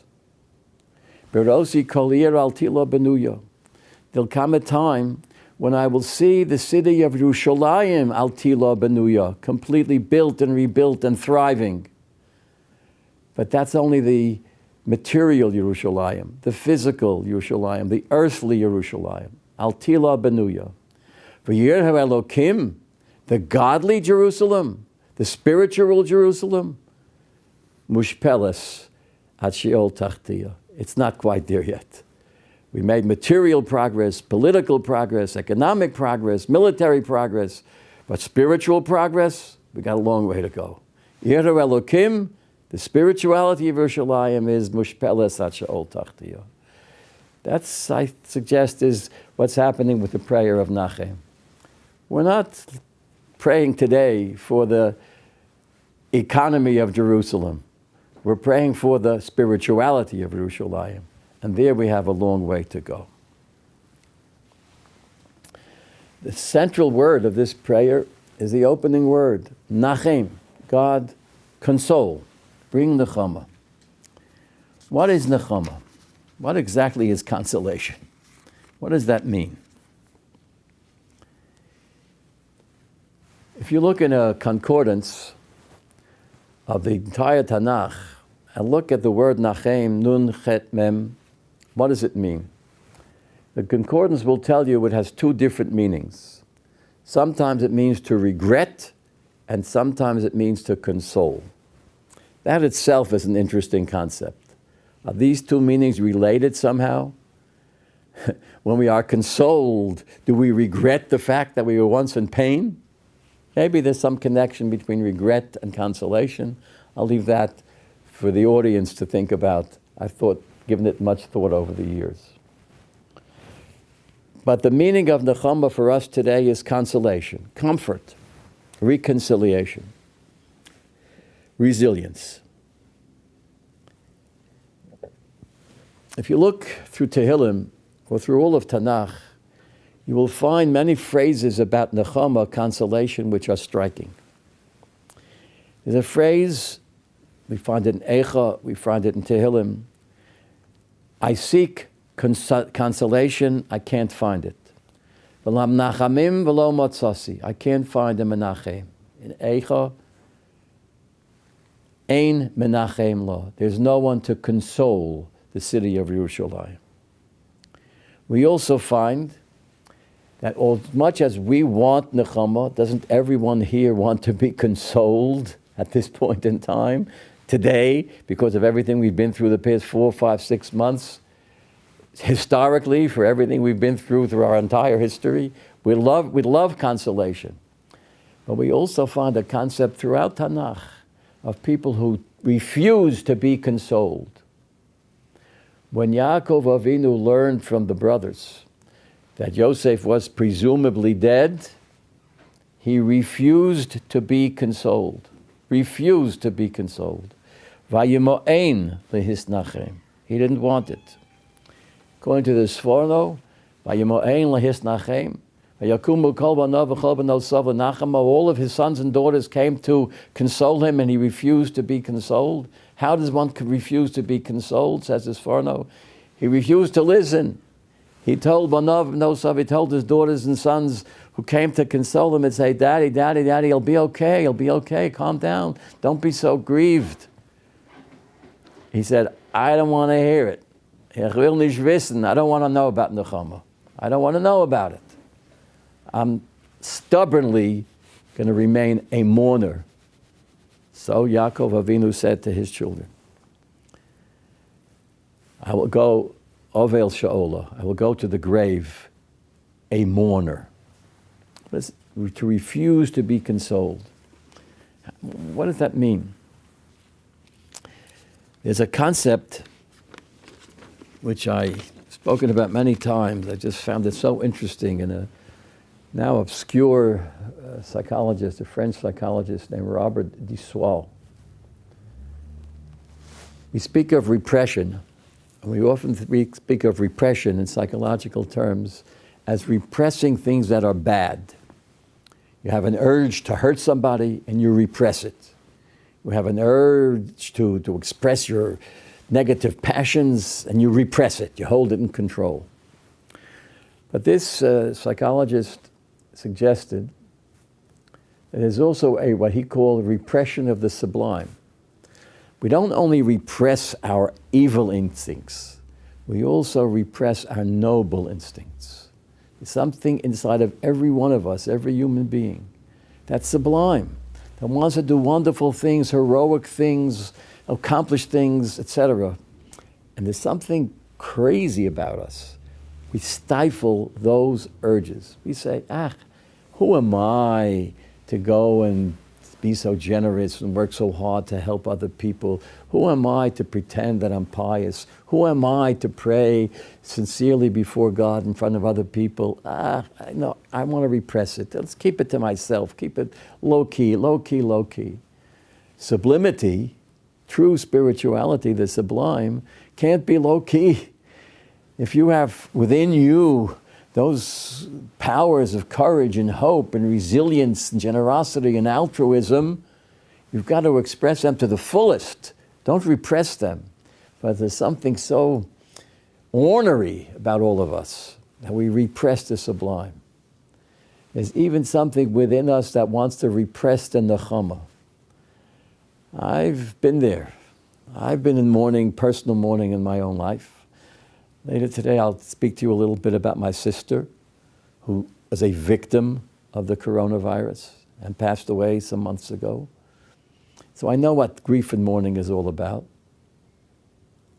And I know that sometimes I want to remain in grief. I don't want to hear nechama. I don't want to hear consolation. I'm so bitter, I'm so angry, I'm so upset. I want to just stay here and cry in the dark alone. I don't want you guys near me. Many Avela, many mourners report that type of attitude. That was the attitude of Yaakov Avinu. I don't want to hear it. I don't want to hear it. I refuse to be consoled. Now, there are reasons why Yaakov refused to be consoled, but I suggest that's one of those traits of the human being that needs to be understood and needs to be recognized for what it is. And people who do counseling or therapy or guidance for mourners have to realize that sometimes the mourner refuses, doesn't want to hear words of consolation. On Tisha B'Av, at least in the afternoon, this morning, we weren't hearing words of consolation because we were meso muto lefonov. The dead body was still in front of us. The images of destruction, of persecution, of pain, of torture were still there, and we were not ready for nechama. Now, the afternoon of Tisha B'Av, nachem. No longer like Yaakov Avinu. Now I'm open to nechama. I'm ready and eager to receive nechama, and we pray for it.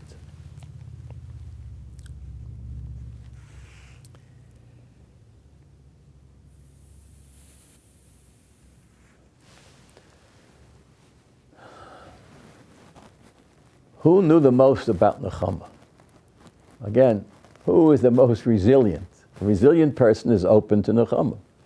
Yirmiyahu, although he's known as the prophet of woe, is an English term, Jeremiah, which means a poem which is so negative and so critical of other people and so full of woe and doom and gloom that it's called a Jeremiah, because Yirmiyahu is known as the prophet of woe. But he wasn't. There's many things he said that were beautiful. Etc., etc. There's so many phrases in Yirmiyahu that are hopeful and full of nechama. Because as concerned as he was with the sorrows of our people, Yirmiyahu was open to nechama. That's resilience. To be open to nechama, open to hope. When we look at the Tanoim, the great master sages of Chazal, which of Chazal was the most resilient? Rav Meir, Hillel, who was the most resilient? So I have a candidate, my candidate for the most resilient of all the Tanoim, the hero of resilience of the entire Mishnah, Brisa, Tosefta, Shas, was Rabbi Akiva. We know more about Rabbi Akiva's personal life than we know about anyone else in the entire Talmud. We know his wife's name. We know very few names of the wives of the Tanoim and Amoraim. Very few. Count them on one hand. His wife's name was Rochel. We know about his courtship of Rochel. We know about his father-in-law who disowned him and his daughter. Him, Rabbi Akiva, and his daughter, Rabbi Akiva's wife. We know so much about him, but not a lot about him. We know a lot about him. We also know that he was the world's expert on resilience, on nechama. And we know this because he was also an expert about sechok. Sechok means laughter. I might say sechok means comedy. Rabbi Akiva was the world-class expert on sechok, on comedy, and on nechama, on hope and consolation. Why do I say this? Where does this come from? First of all, if one opens a Pirkei Avos and looks in Perek Gimel, in most editions it's in Perek Gimel, Mishnah Yud Gimel, third chapter of Chapters of the Father, Ethics of the Father, Pirkei Avos. Usually paragraph 13, other editions have it 12 or 14. Rabbi Akiva says, Chok v'kalus rosh, that comedy, levity, jokes, cheap jokes, can lead to terrible things, can lead to arroyos, can lead to promiscuity. It's not good to have schok. This is a teaching of whom? Look in the Pirkei Avos, any siddur. Rabbi Akiva said that. Schok v'chalis rosh are margil, make a person open to, habituated to arroyos, promiscuity, terrible thing. Downhill. Schok v'kalas rosh. Many years ago, I came across a little book, really little book, compared to other big books that we have, written by a man named Tzvi Kaplan, published by Mosad Rav Kook, many, many interesting essays. He was an interesting person, Tzvi Kaplan. Talk about him another time. But he has an essay in this book called Al Haschok V'Al Hanechama. It's an essay on levity, comedy, and nechama, and consolation. What connections can you make between sechok and nechama? So he begins with the various things that we find, various teachings we find in the Talmud against sechok. All right? The Gemara says in Brachos that Rabbi Yochanan, who we just met a few moments ago, said in the name of Rabbi Shimon ben Yochai, said, Asur la'adam she'yamalei schok piv ba'olam hazeh. A person should never be full of laughter. Shouldn't be too much of a comedian, too much of a joker in this world. Shenemar, oz yimolei schok pinu. Mishra malos that we say before the Birchas HaMazon, Shabbos and Yom Tov. Then, and only then, in the time of the Geula, then we can really joke. Then we can really have a sense of humor. But now, in this world, we can't do that. Only when the Geula Shlema comes, oh, zimolei schok pinu, then we can have schok. Otherwise, schok is a negative. Indeed, the Gemara there says that Reish Lakish, the great disciple of Rabbi Yochanan, never laughed. Pretty sad guy. Once he heard his master say that schok, joking, failure to be serious about life, is bad, Reish Lakish never smiled again. Never smiled again. Not a very encouraging picture.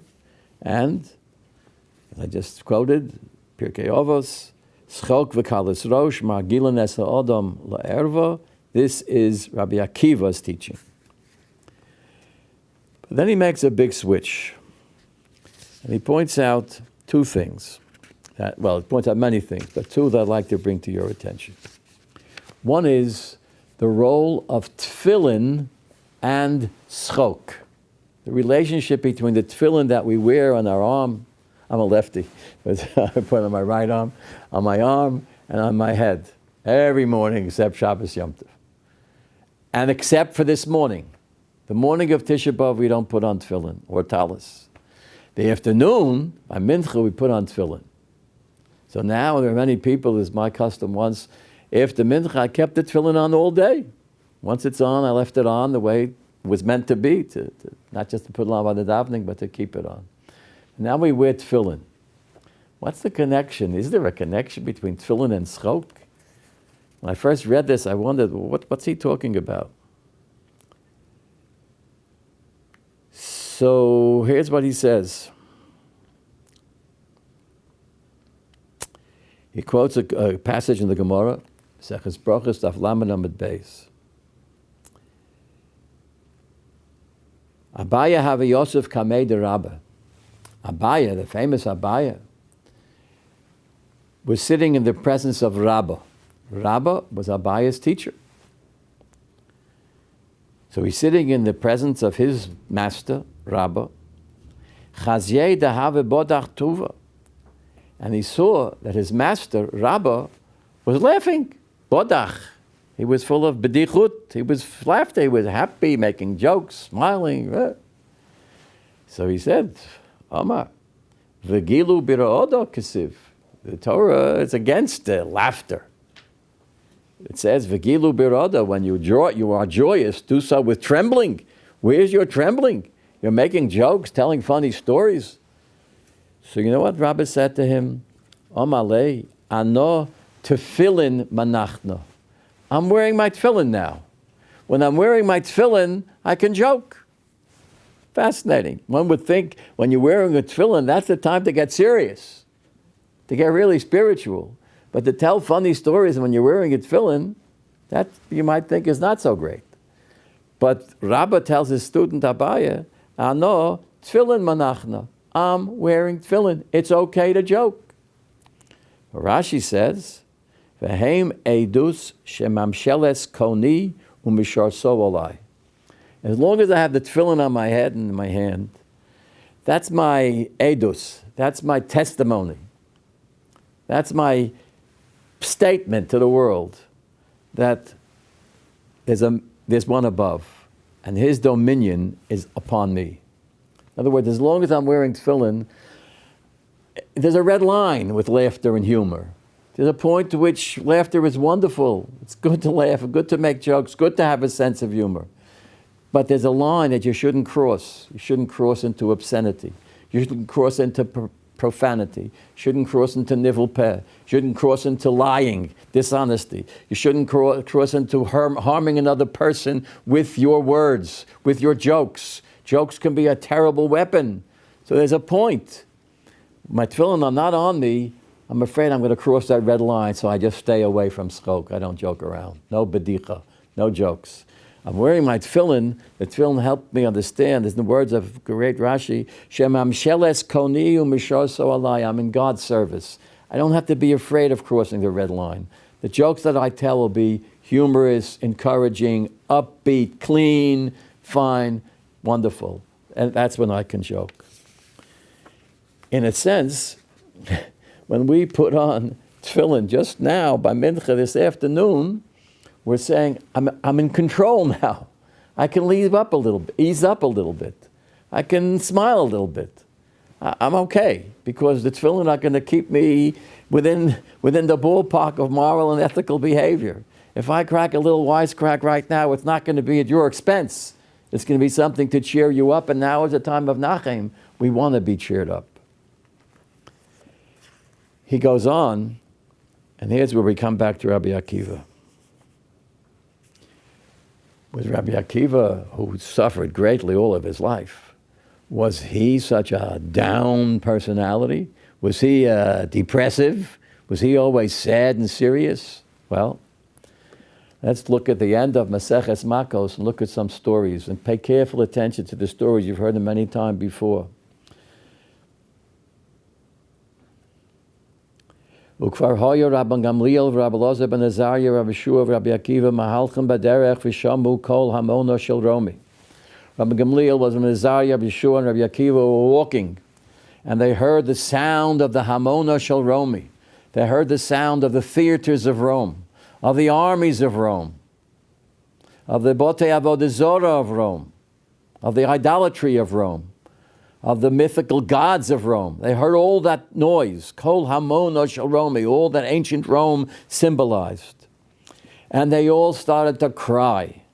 V'hischilu bochin. They all started to cry. Oh, we're surrounded by all of this tumah. We're surrounded by Roman culture, Roman mythology, Roman paganism, Roman cruelty, Roman materialism, Roman immorality.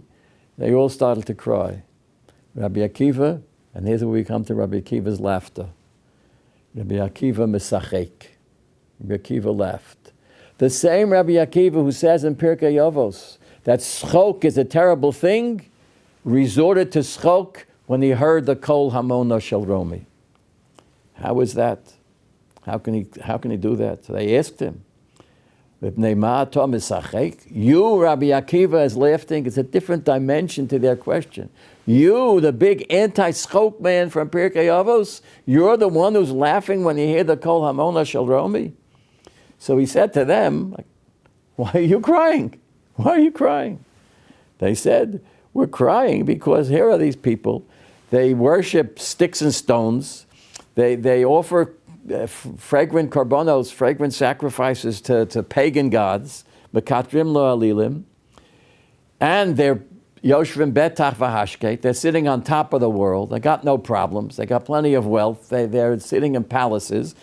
Well, only if we shouldn't cry. Look where we are. Our Beis Hamikdash is destroyed. Saruf ba'esh. We shouldn't cry. So he said famously, Mali ovre ritzono kach. If these people who violate God's will, who fight God and religion and purity and nobility in every possible way, and they succeed to an extent materially in this world, the osei ritzono alachas kama v'kama. How much more will eventually we succeed? We who are osei ritzono, we who do God's will. And that's just one story in the Gemara. But the Gemara goes on to a more famous story, and we'll have the same dialogue. not going to go through the story again. You've heard it so many times. Shuv pamachas hayoel Yerushalayim kivan shehigia lahar hatzofim koru b'gdeihem kivan shehigia lahar habayis ra'u shuol shahaya yotzei mibeis kodshe kodeshim. That same group, Rabbi Yeshua, Elazar ben Azariah, Rabbi Gamliel and Rabbi Akiva were walking. This time they were walking on the destroyed grounds of the Beis Hamikdash, the Har HaBayis, the Holy Mount, the Temple Mount. And they saw a fox coming out of where the Beis Kodshe Kodshim, the Holy of Holies, once was. They all started to cry. What did Rabbi Akiva do? The Rabbi Akiva who said schok is a terrible thing in Pirkei Avos, Rabbi Akiva misachek. He was laughing. They told him, why you're laughing, etc. We know the story. And he ended up by telling them, like, look, if all the bad prophecies have come true, so the good prophecies would come true too. And what's the good prophecy? Zechariah's prophecy. Zechariah said, oh, Yeshu Zekenim Uzekenim B'rechovos Yerushalayim. Old people will sit in the park with their canes and watch the kids play in the park. That's going to happen yet. That's the epitome of happiness. Old people sitting in the park watching kids play. I've been there, Baruch Hashem. I've been in the parks of Yerushalayim. I don't have a cane yet, but I'm old enough. And I sit there and I watch the kids play. There's nothing higher. There's nothing higher. Rabbi Akiva says, we're getting there. We're there. We're there. Don't worry. And that's what caused him to laugh and smile. You know what they said to him? Akiva, you laughed, you laughed, you laughed. Akiva nichamtanu, Akiva nichamtanu. You consoled us. You, with your schok, with the proper type of laughter, with the proper type of optimism, with the proper type of humor and positive outlook, that brings nechama. Rabbi Akiva was the source of nechama. I want to tell you a different story, because I often wonder, what makes a person resilient? What is the secret of resilience? This is a story that's worth hearing. It's a story in Masechet Shabbos, Daf Kuf Chaf Zayin, Amud Beis. Daf Yomi is up to this story. The story is a beautiful story in love itself.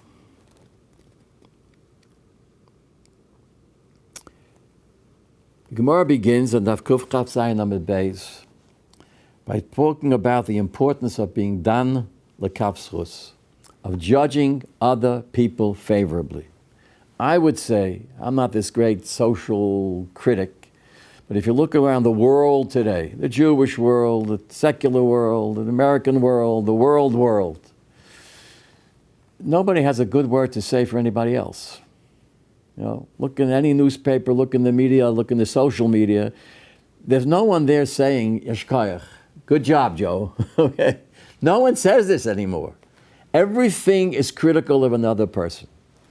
Someone says something, he did the wrong thing. He means something bad. He's against us. He's lying. He's trying to bring down the world. He's anti this, he's anti that. No matter which end of the political spectrum you are, the other guy is always terrible, no matter what he says or does, or she says or does. And that's the nature of Israeli politics, American politics. However, the Talmud, the Gemara, holds up for us a different value entirely for the basis of human existence. Tonu Rabbonon, Hadon Chavero Lechav Zechus, Doneno Sol Zechus. If you judge other people favorably, you will be judged favorably. Give the other guy a break. If he does a good job, tell him it's a good job. Don't tell him, well, you know, I wonder why you did that. I think you have kind of evil schemes behind what you're doing. No, be dan lekavschus. Think well of another person. And the Gemara gives a story. What a story. Woo! Umase be'odom echad sheyorad me'galil ha'elyon v'niskar etzel bal habayis echad badorom sholosh shonim. There was a guy in the upper Galilee, in the upper Galil, in Tzvat. And he needed money. So he came from the Galil Ha'elyon, he came south, came to the south of Israel, went down to Beersheba, went down to Beit Shemesh, he went down to the south. Maybe he went down to Eilat. He went south. And he hired himself out to a certain guy, to Balabayas, some farmer, some landowner, for 3 years. Erev Yom Kippurim. Erev Yom Kippur, at the end of the 3 years, this man from the Galil Elyon said to the landowner, Ten li sichori, give me my money, my wages for 3 years, ve'elech va'azunes ishti yuvonai. So I can go home to the Galil and sustain, bring a parnosa, bring a few dollars to my wife and kids. Amalo enli mos. So landowner says, I'm broke. I have no cash.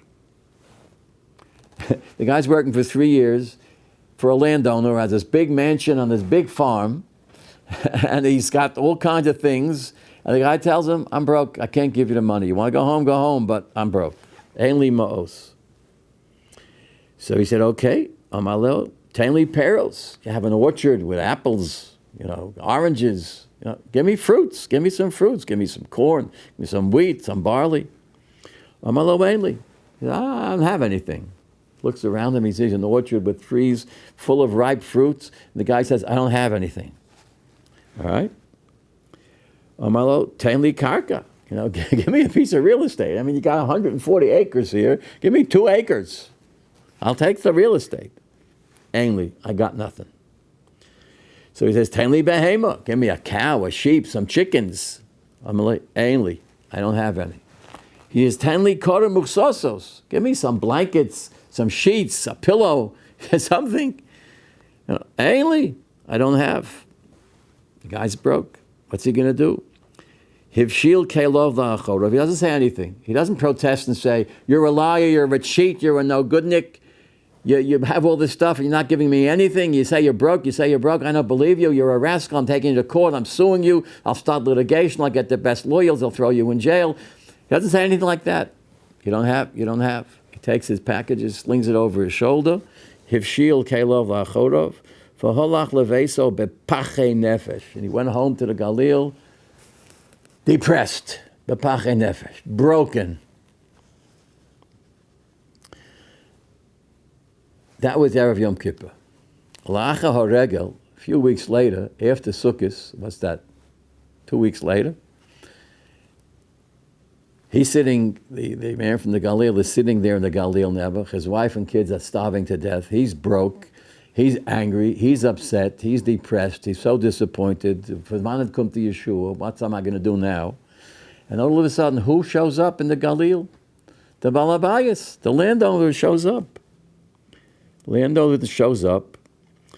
Not al Balabayas sechoro biyodo. And he shows up with a whole basket full of gold coins, the wages for all 3 years, plus a big bonus. What's the bonus? V'imo masoy gimel chamorim. The bonus, besides the wages that he owes him, he brings him 3 donkeys laden with burdens. What are they full of, these donkeys? Echad shel machol. One has food, a good salami, and rye bread, etc. Echad shel mishte, wine, good scotch, a couple of cokes and soda, all right, everything, good drink. For echad shel minei megodim, and all sorts of delicacies, chocolates, lollipops, whatever you like, all right. And they go home.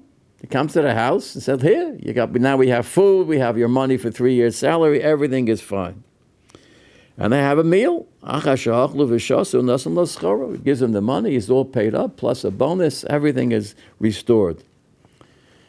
And then the landowner turns to the person, to the man from the Galil, and says, when I told you, and you told me, give me my money, and I said I'm broke, what did you think? So I said, I thought you're broke now because you invested all your money, and all your money is tied up in investments, so you're broke. In other words, I didn't think you were a liar and a cheat. I thought that you're really broke, meaning you have no fluid cash right now. It's all tied up in real estate investments. In other words, I judged you favorably. So he said, okay. When you said, give me a sheep, a goat, some chickens, and I said, I'm broke, I have nothing, what did you think then? He said, well, I looked around, I saw all the chickens and goats and and sheep and cows. And I thought, maybe they're all not yours. Maybe you just kind of rented them or something like that. Or maybe you rented them to somebody else, so you have no control over them anymore. Shema muskeres biyad acherim. Maybe they're not yours.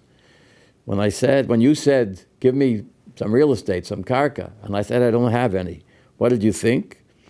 I said, maybe they're rented out to other people. Or maybe you rented them from other people. You don't own it. I kept judging you favorably.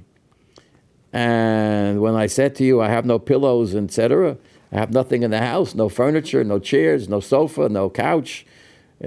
What did you think? So I said, well, I thought maybe that you donated everything to the temple. Maybe you made a vow and you said, everything I own belongs now to the temple. In other words, he continued to be dan lekav schus. He continued to judge him favorably, as irrational as it might be. So the landowner said to him, you're 100% right. Everything you said is true. I dedicated everything I had. Ho'avoda, I swear, kachoya, that you got it. Hidarti kol nechosai b'shvil hurkedis b'ni shelo osak b'Torah. All right? I have a son, his name is Horkenis, and he's off the derech. He's off the beaten path. Shelo osak b'Torah. He's a bad boy. And I don't know what to do with him anymore. So I made a promise to the temple, to the Beis HaMikdash. I'm taking everything that I own and I'm dedicating it to the Beis HaMikdash. Please, God, as reward for giving away all of my possessions and becoming destitute myself, please help me with my troubled son, Horkenis. And then, after I sent you away broke, and sent you away with nothing because I really had nothing, I went to the Beis Din in the south, and hitirulu kol nedorai, and they nullified my vows. They gave me hatoras nedorim. I got my property back, and I immediately took my money and my food and everything. I brought them to you to pay you and to give you the bonus of 3 donkey wagons full of all sorts of goodies. That's the story. Now, this man was dan lekav schus big time. This man from the Galil. He judged this guy favorably by assuming all sorts of things that nobody would even think of, just not to think that this guy's a miser and a cheat and a lowlife. No, he's a good man, but he's got problems and he can't pay me. That was his, and he went home that way. One wonders, who were these two people? Who was this guy from the Galil? In the Gemara and Shabbos, Masechah Shabbos, Kuf Chav Zayin, and Beis, he's anonymous. Who was the landowner? He's a balabayas. We have one little hint. The landowner's son's name was Horkenis. So if you have an old-fashioned Gemara with the Mefarshim in the back of the Gemara, you can look in the Hagos of the Chassam Sofer, and even a little more clearly in the Hagos of the Maharat Chayes, Tzvi Hersh Chayes.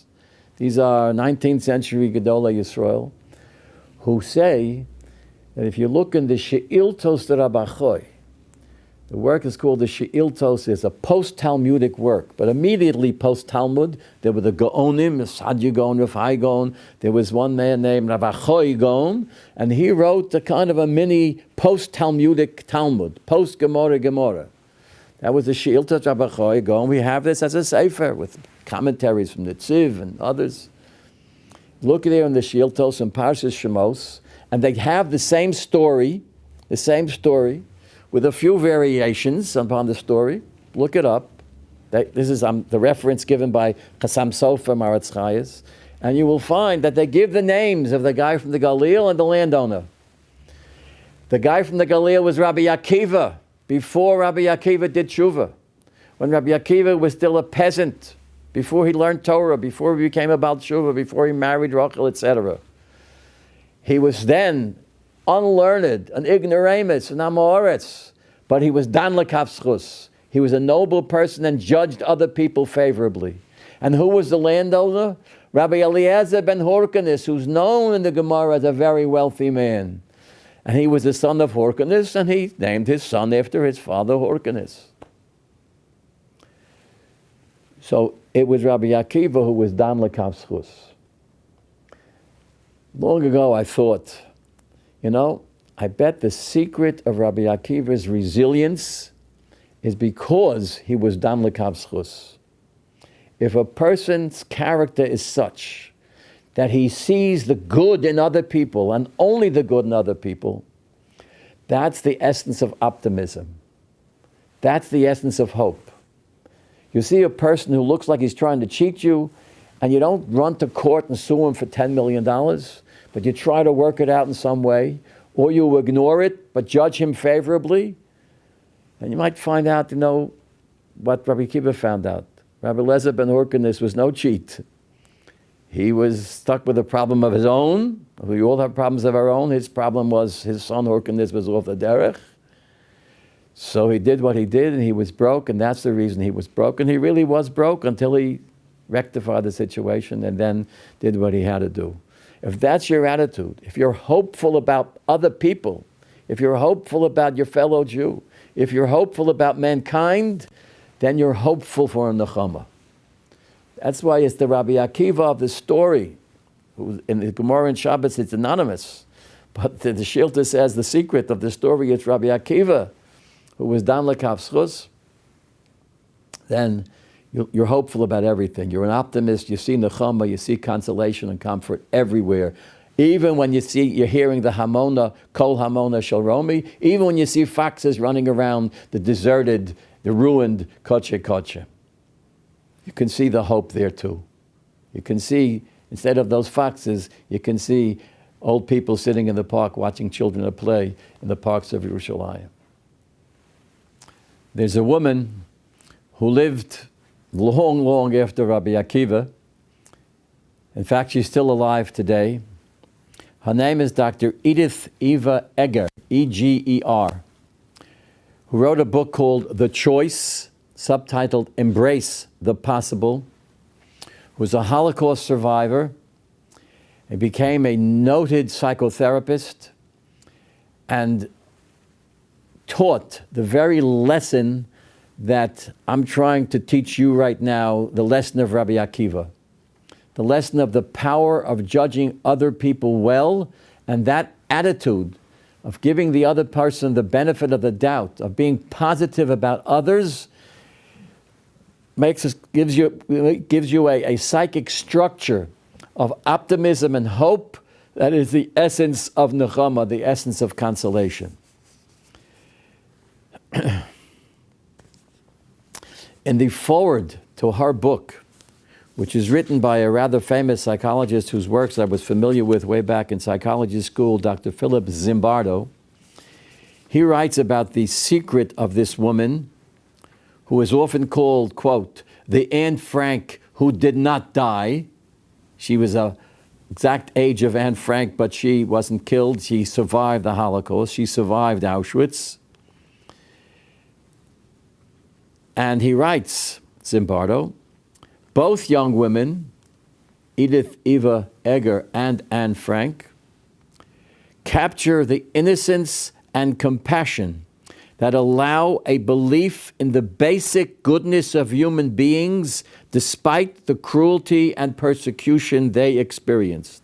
A belief in the basic goodness of human beings, this is the essence of nechama, the essence of resilience, the secret of resilience.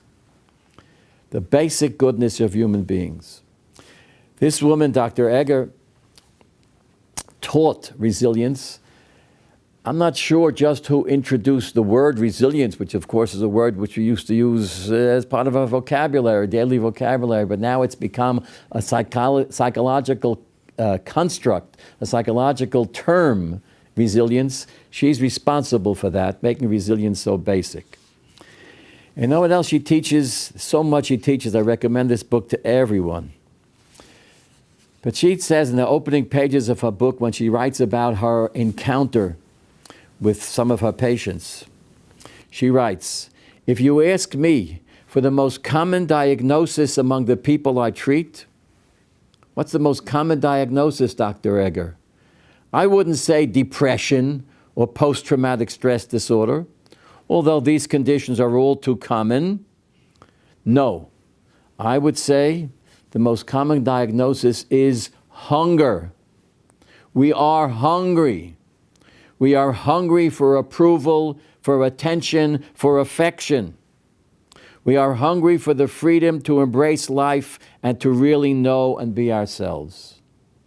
We are hungry for others to judge us favorably. That's the secret of resilience. That's the malaise of our time. We're hungry. And she put her finger on it, Edith Eger, a resilient woman who has so much to teach us about resilience. The truth is, we don't need Edith Eger to teach us this. We have the prophet to teach us this. The Navi Amos teaches us that there's a hunger in the world. Lo ra'ov lalechem, it's not a hunger for bread. V'lo tzamo lamayim, it's not thirst for water. Ki im lishmoa eis divrei Hashem. It's a hunger for the word of God. It's a hunger for positivity. It's a hunger for other people to be dan otano, osano lekafsachus. Other people to judge us favorably. Other people to give us a yashikayach. Other people to give us job well done. Other people to give us encouragement and hope. That's what makes for resilience. Study the background of any resilient person, whether historical or actual today, and you will find that the secret of his or her resilience is that someone gave him or her encouragement, optimism, chizuk, sometime in his life or her life, perhaps a long time ago, perhaps recently, and that encouragement is what makes us resilient.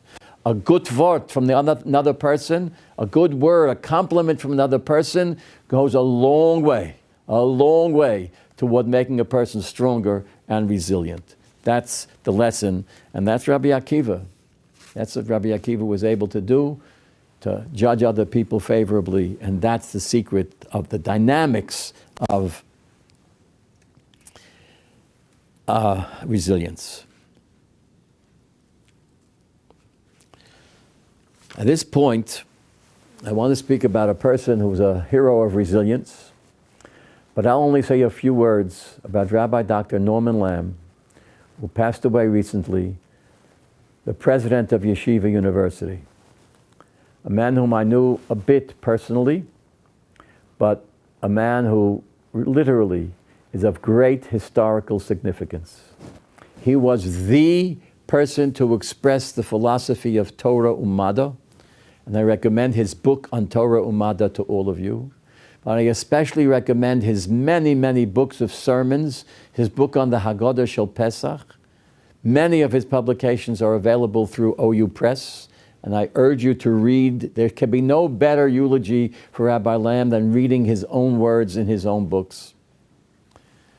Perhaps I have for you now a better way to begin to understand just who Rabbi Lamb was, because our next guest speaker is Dr. Joshua Lamb, a noted psychiatrist and the son of Rabbi Dr. Norman Lamb, who will speak to us from his perspective as a son about Rabbi Lamb, Dr. Lamb, and as a psychiatrist about resilience and dealing with grief and mourning. And he's just passed the Shloshim for his own father, Dr. Joshua Lamb.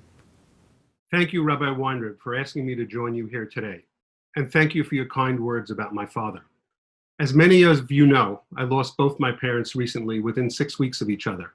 On the 7th day of Pesach, my mother passed away suddenly and shockingly from COVID-19. We were not ready, and she was not ready. A very short 6 weeks later, my father, Rabbi Dr. Norman Lamb, passed away. Whatever the death certificate may say about my father's cause of death, it would not be wrong to conclude that he died of a broken heart. My parents were married for 67 years, and their partnership was powerful and unique. They each brought different skills and passions to their relationship, and the synthesis of their two personalities was what my siblings and I were lucky enough to be raised with. I've been asked to say a few words about my father as a form of hesped, and to discuss the grief process, both from the perspective of a new Avel and of a psychiatrist. Rabbi Weinreb spoke beautifully about my father as a public figure. I'd like to take this opportunity to speak about my father from a more personal vantage point. Of course, any attempt to distill his complex and compelling character into a few short minutes will fail to do him any justice, and I ask his mechila in advance. The best way to do this would be to share a few vignettes known to my family, but not really outside of my family. I'll focus on three qualities that my father and mother had: self-restraint, courage, and sensitivity. First, self-restraint. As the leader of the centrist Orthodox movement, my father engaged freely with many of his critics to the right and to the left. He spoke with them constantly and corresponded voluminously with them.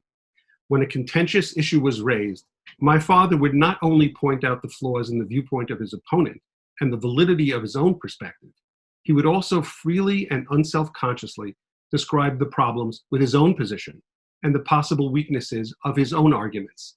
Intellectual honesty like that is not common in the struggle of ideas.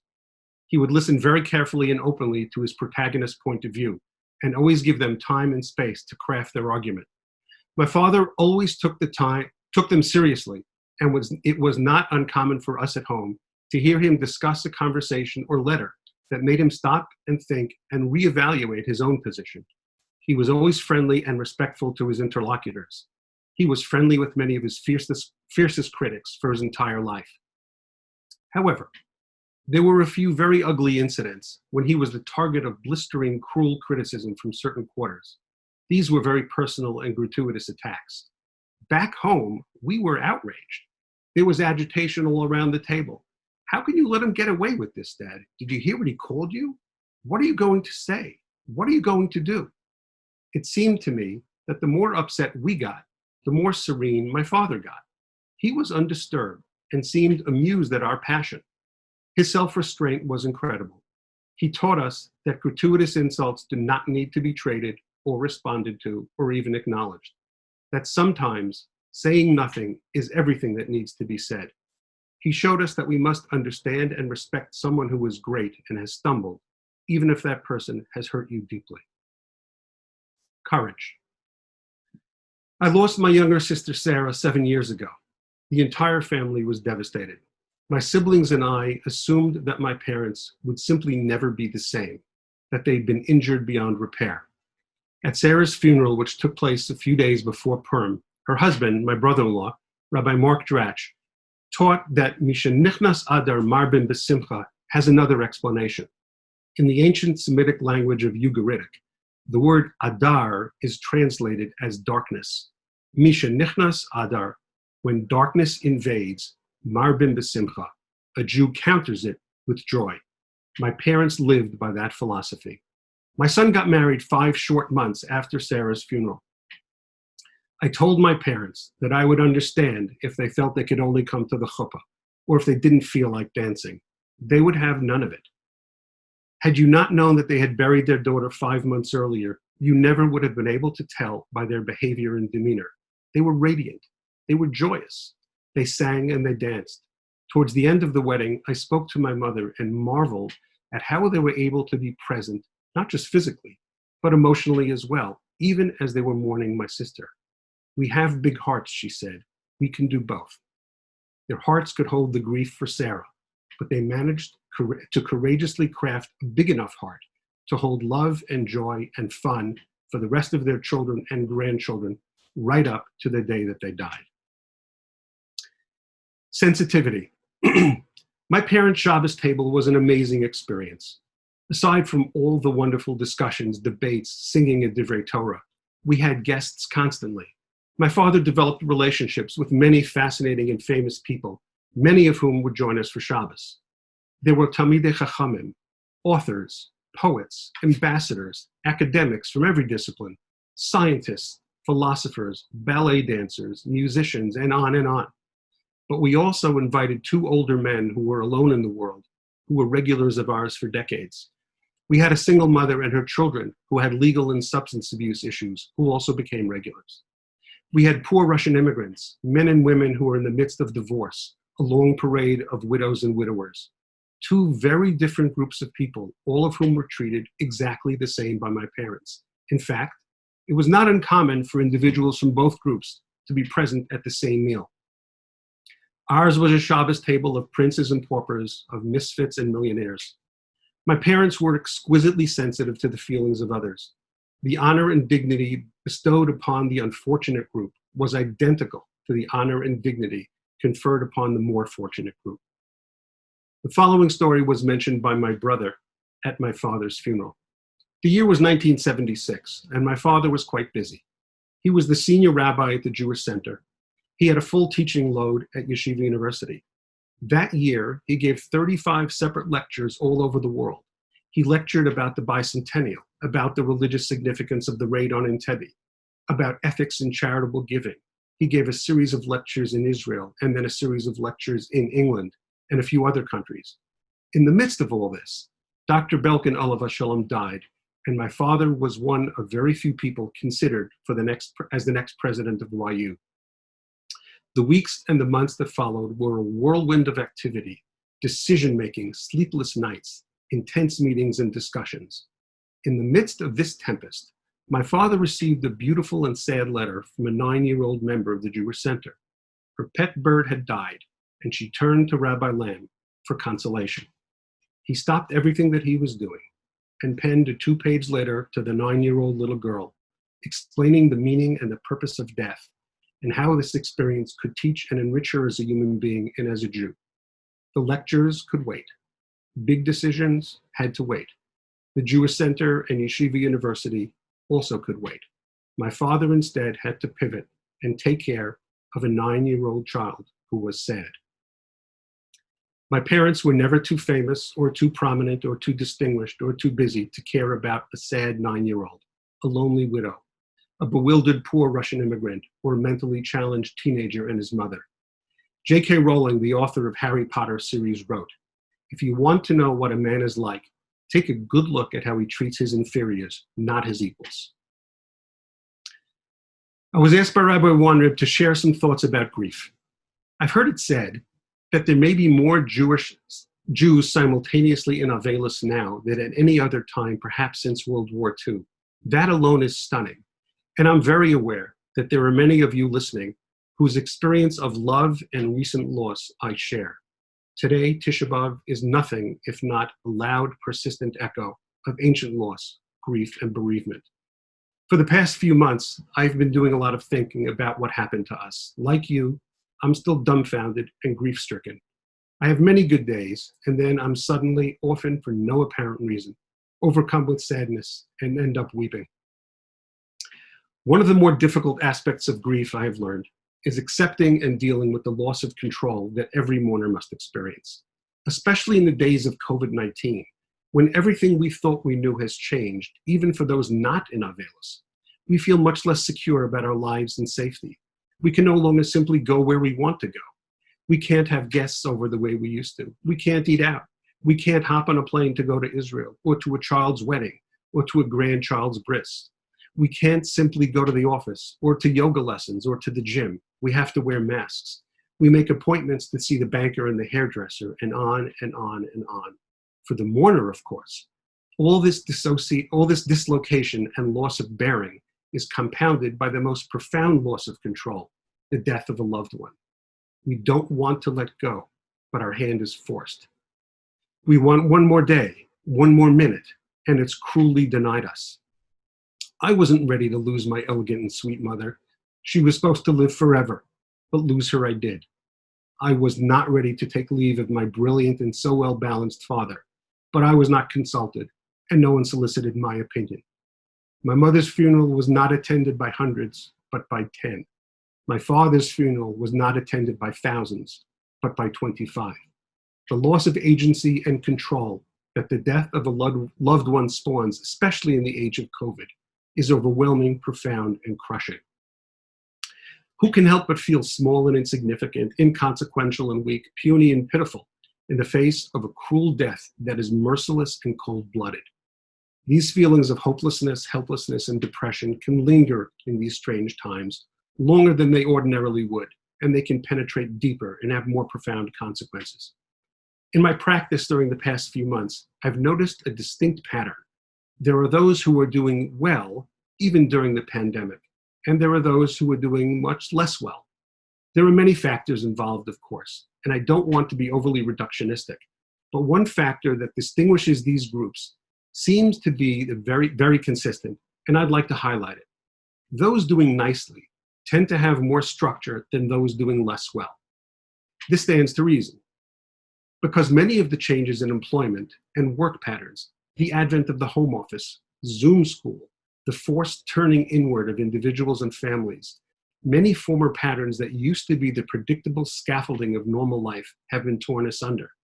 There's an entire professional literature just now emerging, detailing the emotional and psychological fallout from the pandemic, and the loss of structure seems to be implicated in every one of these studies.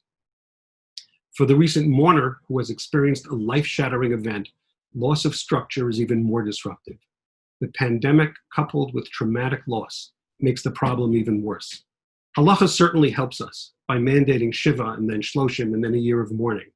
I know that I feel better and stronger when my days and weeks are bound by saying Kaddish in the morning and evening. We don't want to let go of our loved ones, even as we feel them slipping away. How do you reel them back in a bit?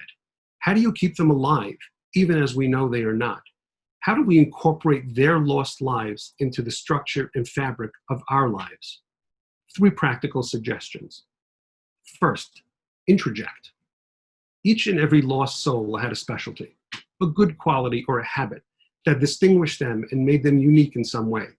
It could be something large, like giving away fortunes to charity, or it could be something more modest, but no less important, like driving a neighbor to the doctor. Over the years, we may have picked up some of these habits, but perhaps not. As part of normal development, children incorporate many of their parents' opinions, habits, and mannerisms, some good and some not so good. The process is unconscious and passive and is called introjection. A way to keep our lost ones with us is to adopt a trait or a characteristic that they had and that we appreciated and make it our own. Perhaps as a Weil, we have this one last chance to distill who they were and what they stood for, and thereby build an eternal monument to them inside of ourselves. The second, write. Write about the person you have lost while the emotions and memories are still fresh in your mind. We all think that the feelings we feel right now will be accessible forever, but that's probably not true. Memories fade and emotions dim somewhat. After my father-in-law died 14 years ago, my wife sat down, transcribed the Hespedim, all the speeches at the Shloshim, collected pictures and written memories of relatives and friends. She compiled it into a 60-page collection and handed a copy to each member of her family. The project was cathartic for her, and for the past 14 years, on his yahrzeit, family members, including grandchildren from all over the world, read it and treasure it. It's the closest most of us can get to ensuring everlasting life for those we loved. Others take the opportunity to actually write letters to those who have departed. The losses from COVID-19 are distinguished by most victims dying alone with no final words, no expressions of love, no apologies, no words of gratitude or thanks uttered. I, like you, feel robbed of that once-in-a-lifetime opportunity. Writing how you feel and what you think does help. 3, name something. There are many ways to attain immortality. In the Jewish world, the immortals like Rashi, Rambam, Ramban, the Rav Moshe, and many others continue to influence our lives in very real ways, some of them up to hundreds of years after their death. We mere mortals can't attain that, but never ever think that something you do or say can't have real life reverberations forever. This secret of immortality is well known to teachers and to those in the helping professions. I get immense pleasure when I see a patient make real lasting change, because I know that his spouse, children, grandchildren, maybe even his business partners and their children and grandchildren can be unwitting recipients of a gift in which I had a part. We all have that power. Name a modest gamach after your relative. Sponsor one shiur a year in their memory. Buy a siddur or chumash for your shul with a memorial plaque in it. Set up a new food bank dedicated to them. Resolve to spend 30 minutes a week with a neighborhood kid who could use some extra attention. And as part of the discussion, convey something that you learned from your loved one who is now gone. The list and the opportunities are endless. None of this brings them back, but that's not the point. The effort is to bring us back to their values and beliefs.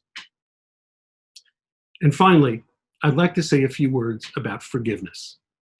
Many mourners had complicated, dramatic, and fraught relationships with loved ones who are now gone. These relationships were often filled with drama, disappointment, resentment, harsh words, and hurt feelings. They were sometimes punctuated by periods of physical or emotional distancing, unavailability, neglect, or even abuse. The heart breaks at opportunities lost and the ever unfulfilled fantasy that things could have been different. Still others, who were more fortunate, had tender, close, meaningful, and uplifting relationships with those that they mourn. Deep, constructive, impassioned, loving, affectionate bonds leave them yearning and broken as they reach out to those that are gone, even as they know full well that they cannot reach back in return. Both groups, though, have this in common. We Avelim all ran out of time. We didn't always say what we wanted to say, and we often didn't hear what we were so desperate to hear. We want to forgive, and we want to be forgiven. We're often left feeling guilty or feeling angry. This, I feel, is the challenge of grief. You can't fix a computer when the central processing unit is gone. So how in the world can we rehabilitate a relationship when the central player in this interpersonal drama has left the stage? The answer in a word is forgiveness.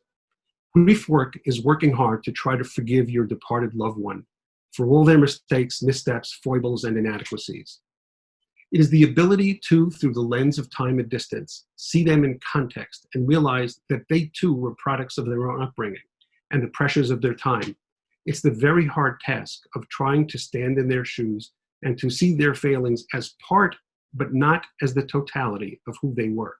Equally, but far more difficult in my estimation, is to forgive yourself. We are all very human, and we all make mistakes.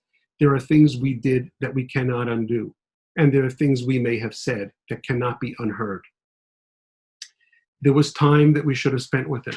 There were phone calls we should have made. We should have visited more. We should have been more respectful and more loving. In the world of COVID-19, of course, all this pain is more complicated and more searing.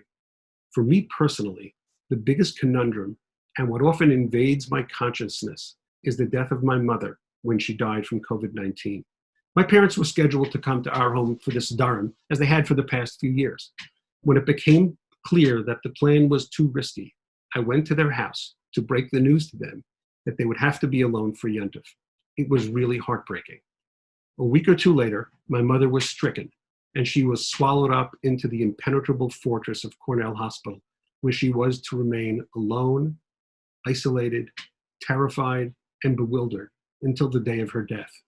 The overwhelmingly powerful human impulse to rush to her side, to hold her, and hug and kiss her was to be cruelly denied at every turn. Likewise, we couldn't hold my father at a time when, due to his cognitive decline, touch may have been the only form of comfort possible. We were forced to distance from him as well. Rationally, keeping our distance, staying out of the hospital, not visiting my mother, keeping a distance from my father was smart and rational. It was a matter of pikuach nefesh for both them and for us. But I'm haunted by what feels like a rejection and abandonment, especially of my mother. My sweet, lovely, and elegant mother, who accepted everyone, who had an open door always, who was close to everyone that knew her, and who loved to gather friends and family about her. We had to keep our distance from her because we had no choice. Rationally, it is not, but it feels like a cruel betrayal. I have been wrestling with these thoughts for many months. I felt that the need to atone for not being there, and I've been struggling to forgive myself. We're now in the process of cleaning out my parents' apartment on the Upper West Side. It's heart-wrenching work. My father penned an autobiography, which is unpublished. It was intended to be read by family alone. In it, he details many of the highlights and challenges of his childhood, his upbringing, and his time in the rabbinate and at YU. We've all read parts of it here and there throughout the past few years. 4 days ago, my brother stumbled upon the very short final chapter, which none of us had ever seen. Ever since reading it, much of my agitation about guilt and forgiveness has been quelled. I've always felt my father's hand at my back, and here again, he seems to have reached out to help me with my mourning for him and for my mother. I'd like to close by sharing it with you. The chapter is entitled Goodbye. I conclude this volume of sharing my views and the story of my life with a summary, as it were, of the earlier chapters of this volume. This is my valedictory, and I hope that you, dear reader, will extend your patience and allow me to add this very personal note in my effort to make sense of all that I experienced and that I thought about. Because I believe that to live is to learn, and that when you stop learning, you effectively stop living. I wish to summarize for myself certain lessons I learned from my combined experiences. Perhaps they may prove of relevance to others, even if they sound banal and ordinary. Even cliches may contain a kernel of truth. So I share with you some hard-earned lessons of these past 50 years. I learned that all idols have clay feet, and that every human being, no matter how low on the ladder of success, possesses sparks of greatness. That some of the mightiest have fatal weaknesses, and the weakest hidden sources of surprising strength. That almost every closet contains a skeleton, and even the hardest of hearts has a grain of goodness, a molecule of compassion. That the smart are not always wise, and the wise are not always smart.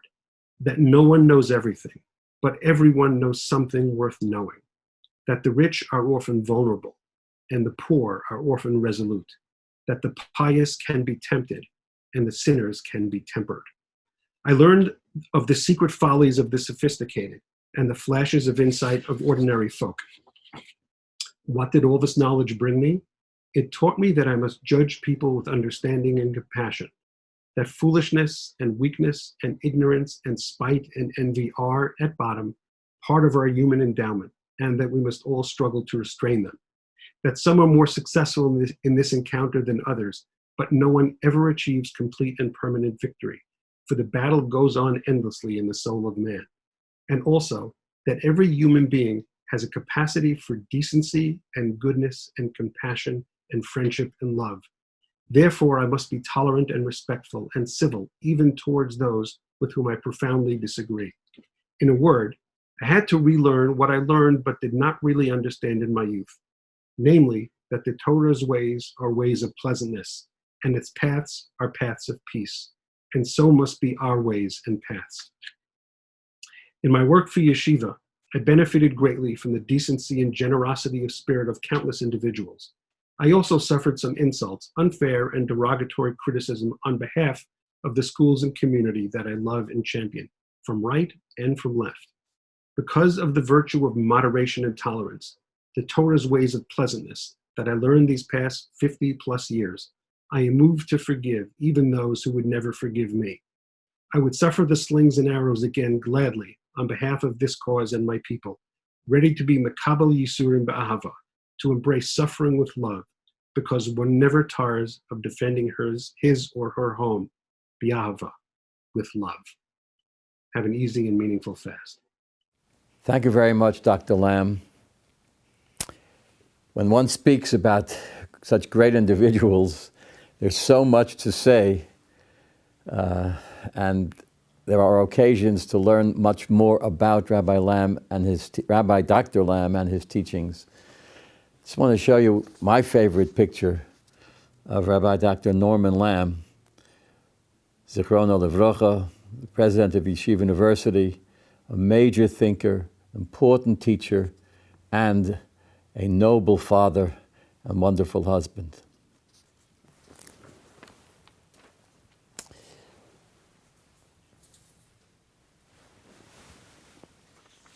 I mentioned before that just before Pesach, this past Pesach, my family, suffered a very tragic loss to the coronavirus, and that was the loss of my dear sister, Mrs. Esther Book. Esther was named Esther after a grandmother, great-grandmother, who died a long time ago in the old country, Eastern Europe. My mother insisted that her name be spelled not E-S-T-H-E-R, but E-S-T-A, Esta. This is a photograph of Esther taken a year or more ago. The last time she visited Yerushalayim. She's standing in the ladies section, right in front of the kotel, front of the kosel. She has a siddur in her hand, a typical pose for her. She was a great prayer, a person who prayed. I'd like to talk about her. Again, words are inadequate to talk about one sister. She was a devoted wife to her husband who died a little more than 15 years ago, Rabbi Henry Book, Olav HaShalom. She was the mother of a wonderful family of 4 boys, Chaim, Mordechai, Ephraim, Yitzi, a daughter, Mimi, and their spouses, all wonderful, wonderful people. She left a great, great legacy, many, many, many friends. But she left 2 of us, myself and the younger of my sisters, as mourners of a sibling, mourning a sister, which is a special subcategory of mourning in many ways. I think of various allusions to sisters in Tanakh.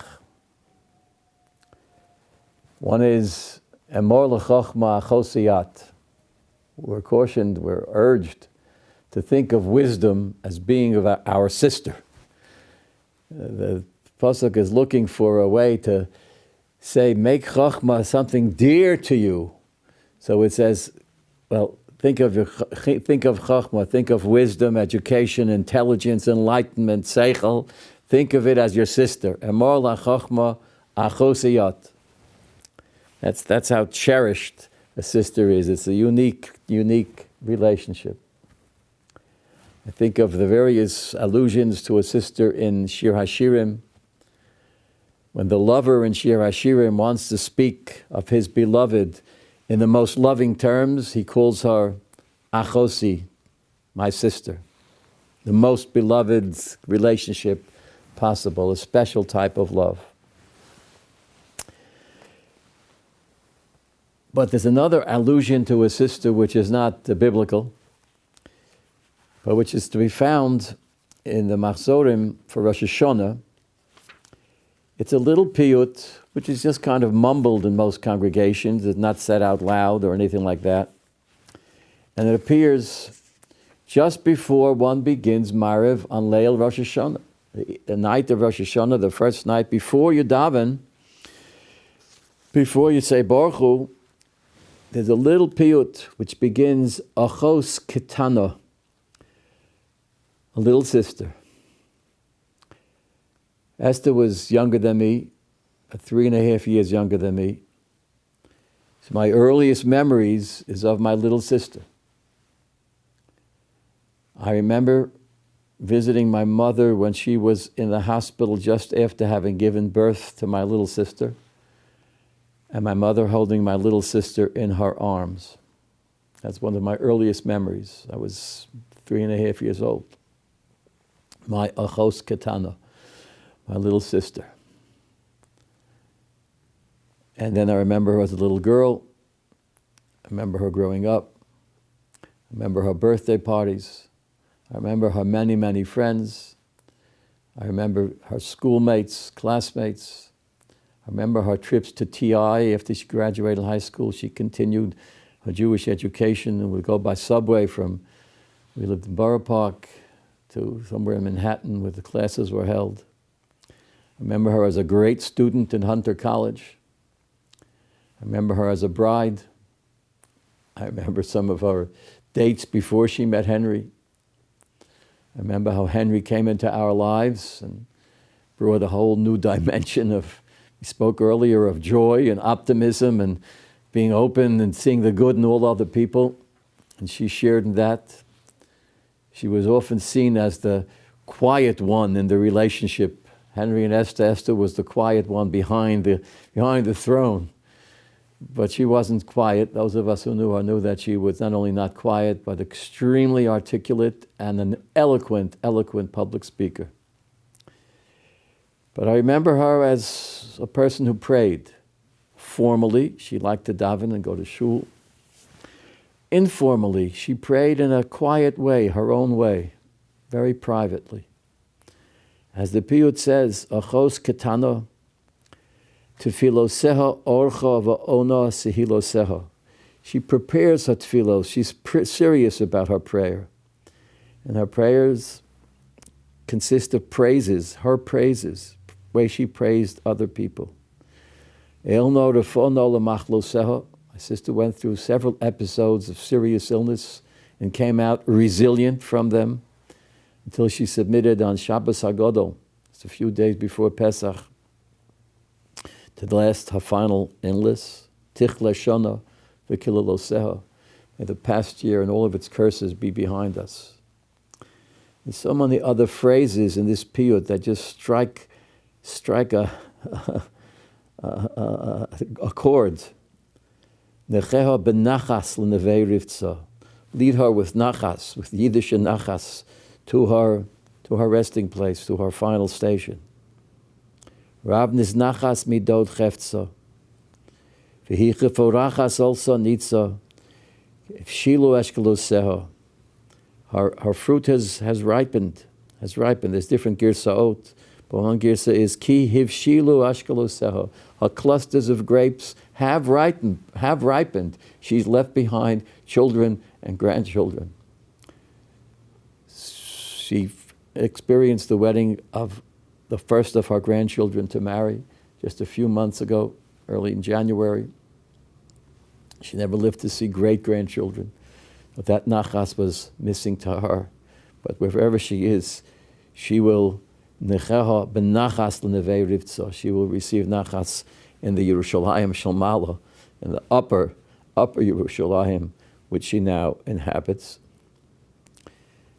Solu mesilosel. Clear a path for her. She's here. There's a path to her. We have paths to her, each of us, spiritually, in our dreams, in our hopes, in our memories, and in our turning to her to be a melitza, to be a bystander, a advocate for all of us. Tochel shano v'chosel. May a year begin with its blessings. Tisha B'Av, Elul is coming. Elul is Tishrei, turns into Tishrei, and a new year is not far away. Yehi zichrona baruch. May her memory be a blessing. I never had a brother. I had two sisters, I now have one. I never had a brother, and family has all sorts of jokes about my imaginary brothers. The truth is, I've had lots of brothers, and one of them was a man named Mr. Frank Buchweitz. This is Frank, several years before he passed away. Passed away a few months ago at the very beginning of the coronavirus, when some of the precautions, the restrictions on funerals and the attendance at funerals were already in effect. I couldn't attend. I watched his burial on Zoom. Frank was my brother, not by blood, but by something deeper than blood. I first met Frank many, many years ago when he was a counselor at Camp Deal for Boys, and I was the head counselor of the camp, and he worked for me. As so often happens in life, we had a connection, a very deep connection, a friendly connection. Frank could be serious, Frank could be joking. Frank knew the limits of humor, and Frank was about the most optimistic, forward-looking, resilient person I've ever met. He could see hope and resolution to all sorts of problems. For many decades, we didn't see each other or hear from each other. And then, 18, 19 years ago, I began my tenure at the Orthodox Union. I reconnected with Frank. He was the director of community services. And as director of community services, he saw problems. He saw the problems of domestic violence, saw the problems of child abuse, of child sexual abuse. He saw the problems of drug addiction in the Jewish community. He saw the problems of marriages that were suffering from terrible discord. He saw the problems, but he didn't bemoan the problems. He developed programs to address these problems. He developed programs before anyone else developed programs. Now, Baruch Hashem, there are many programs for the problems that I listed. But he was the first to have a public program on drug abuse in the Jewish community, in the Orthodox Jewish community. And there was opposition. People wanted to silence it. Don't talk about it. It's not as bad as you think. We don't have such problems in our community. There's no alcoholism in our community. And he ran programs in the heart of Jewish communities in New Jersey and in Brooklyn and in Manhattan, actually across the United States. And although there was resistance to these programs, they were always successful because so many people turned out desperately looking for the answers that he was able to give, because he put together programs with experts in all these fields and follow up to all the problems that came to the surface. He was the pioneer in development of programs, community-wide programs, to address the real problems which are buried under the surface of our veneer. And one fine day, Frank came to work, although he had suffered a stroke that morning. And a young woman in the office, who was his employee, his, quote, underling, realized, something wrong with you, Mr. Buchweitz, you better call a doctor. And he said, no, I'm fine, because Frank was so dedicated to work, to the holy work that he was doing for the Orthodox Union, that he couldn't miss a day. He was a hard worker, and he drove his subordinates. So he told this young woman, don't tell anybody, don't call a doctor, I'm fine. But the woman was a wise woman. I don't know if she wants me to share her name publicly. Was and is a wise woman, and still works for the Orthodox Union in a much higher capacity than before. And she went to someone else and said, Mr. Buchweitz is ill and we need to call a doctor. And that person did. And the ambulances came immediately and rushed him to the hospital, and therefore he was able to survive for years afterwards, but was never the same. He was a stroke victim, a serious stroke victim. This is when he was well. This is Frank in a wheelchair, or some type of chair for people who are physically disabled, attending a simcha, attending the dedication of a Sefer Torah to a shul. Because Frank wanted to go to shul. Frank thought that he was a great chazan, a great cantor. Not everybody agreed with him, but he thought he was a great chazan. And he loved benching Rosh Chodesh. And the shul near his home allowed him, when he couldn't even express himself well because of his stroke, allowed him to recite the tefillah for the Birchas HaChodesh month after month, as long as he was capable. Frank leaves behind wonderful children and an amazing wife, Susan, may she be well, who to this day, even after his death, bring him nachas from his seat in heaven. There's another person I want to mention. My sister obviously was very close to me lifelong. Frank Buchweitz was close to me in many, many ways and remains close to me. By the way, I was with him at an OU program in Englewood the night before his stroke. So he was up late at night, returning from Englewood to his home in Muncie, Spring Valley.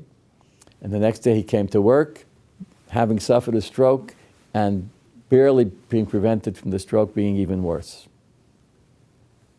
There's another man I'd like to introduce to you. This is a beautiful picture of him. His name is Rabbi Dr. Nachum Rabinovich, the Rosh Yeshiva of Yeshivat Birkat Moshe in Mala Adumim in Eretz Yisrael. A very, very special man whom I hardly knew as far as I can recall, I only met him personally once, and it was at an OU convention when we held a convention in Yerushalayim some years ago. I'm familiar with him not through his person so much as through his works, his books, and his writings. He has written, but in my humble opinion, is the contemporary master commentary on the Rambam's work, Yad HaChazaka. He is the person who did it. It's a multi-volume work. It's called Yad Pishuta. His scholarship was immense. He was a rabbi in Canada. He was the dean of Jews College in London, England, and then chose to move to Eretz Yisrael because of his fierce Zionism and to start a yeshiva in Ma'ala Adumim, which is a suburb of Yerushalayim, but east of Yerushalayim. And it was a masterful yeshiva, and he wrote masterful, masterful works. It's interesting, Rabbi Jonathan Sachs, who delivered a eulogy on Rabbi Rabinovich, mentioned an incident which I never heard before. He was a very prominent, well-known, prestigious rabbi, Canada, England, Israel. And he was offered the position some time ago of chief rabbi of South Africa. And he refused that position. It was a very, very major position, still is. But at that time, South Africa was still in apartheid.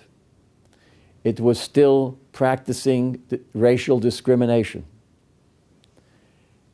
And Rabbi Rabinovich said, I can't serve as chief rabbi of a nation which discriminates against people on a racial basis, which discriminates against its black population. This was his nobility, his sensitivity, the high standard of his ethics.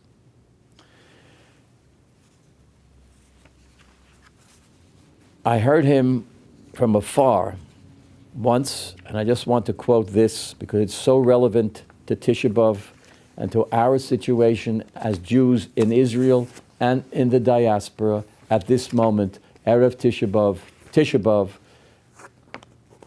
Erev Tisha B'Av in the sense of the eve of Tisha B'Av, the afternoon of Tisha B'Av, Tafshin Pei. This is an address he gave in 1974 to the Rabbinical Council of America. So he is an Israeli, now an Israeli, by that time an Israeli, delivering a message to the rabbis of the United States and Canada. And here's what he writes. The sad truth is that we are afraid to open our ears to hear the urgent summons to leave the diaspora and to settle the waste places and fill the land with Jews. To shrink from facing up to the perplexities and the demands of the historical situation is as much a renunciation of faith as the denial of history's God. To continue to live in the diaspora, he maintained and insisted, is the equivalence of denial the history's God. We must mobilize all our intellectual, spiritual, and physical resources for the security and upbuilding of the state and the people of Israel. The crown of God has been entrusted to us for safekeeping, and we dare not foist the job on anybody else, even the Almighty Himself. The shape of Israeli society, he's writing now, almost 50 years ago? The shape of Israeli society for generations to come is being determined now. It must and it can be permeated with Torah. Not starry-eyed, otherworldly faith, but the kind of unswerving trust in the God of Israel, which opens our eyes to see and to bear witness to His, the Almighty's, awesome deeds. These are Zionistic words by a true Ohev Tzion who lived, who practiced what he preached. A lesson for us all to think about seriously at this moment on the afternoon of Tisha B'Av, Tafshin Pei. Yehi Zichro Baruch. May his memory be a blessing. I must point out that both rabbinic figures whom I eulogized, Rabbi Dr. Norman Lamb and Rabbi Dr. Nachum Rabinovich, were both named Nachum. Rabbi Norman Lamb's name was Nachum Lamb. Rabbi Rabinovich's name was Rabbi Nachum Rabinovich. Two Nachums. Tisha B'Av this year was on the Thursday afternoon. So it's just the day after tomorrow that we will be celebrating Shabbos Nachamu, the Shabbos of consolation. And the Haftorah begins famously, Nachamu, Nachamu. Be consoled, be consoled. Two Nachamus, two Nachums. Nachum Rabinovich, Nachum Lamb.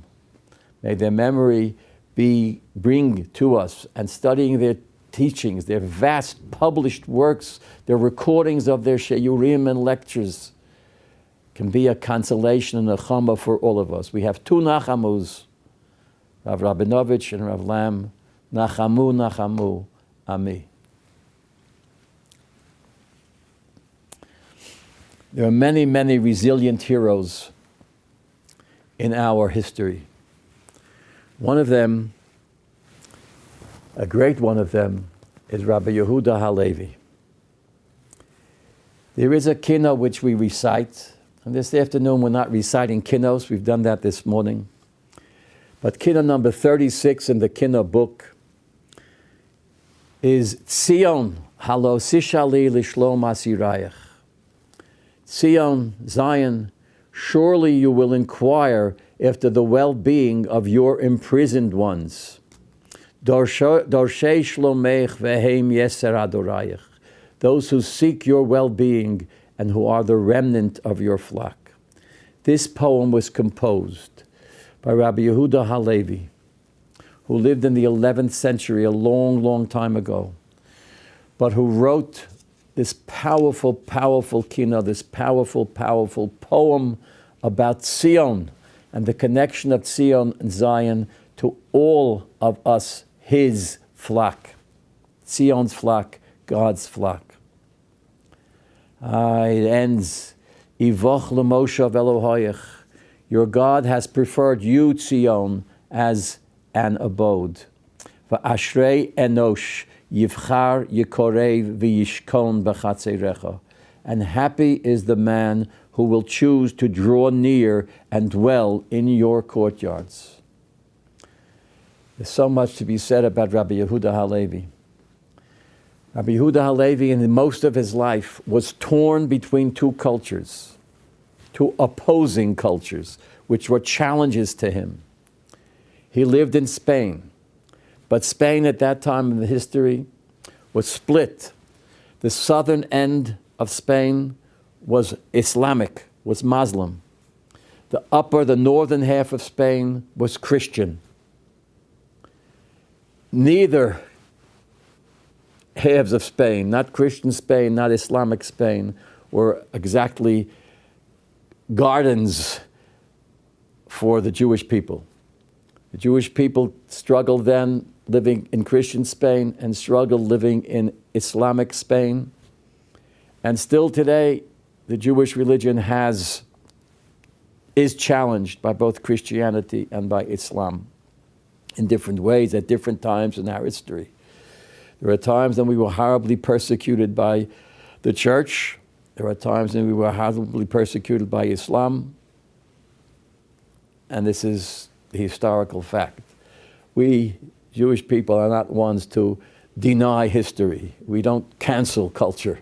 We don't think that history is just in the past. History lives in the present.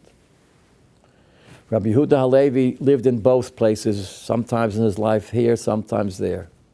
He was influenced artistically by Islamic culture because he followed the model of poetry that Islam introduced to Islam's credit. And Rabbi Yehuda Halevi's method of writing poetry, and he wrote vast poems, many, many poems, not just this one about Zion. And his masterwork, Hakuzari, was written in Arabic. And he was influenced in various ways by the Christian culture, but he knew that even though his heart, and these are his words, his heart is in the West, Spain being way to the west of the land of Israel. He's sitting in the west, but his heart is in the east. His heart is in Israel. And one day he decided, I'm not going to remain in Spain forever. I'm leaving everything I have. And he had prestige.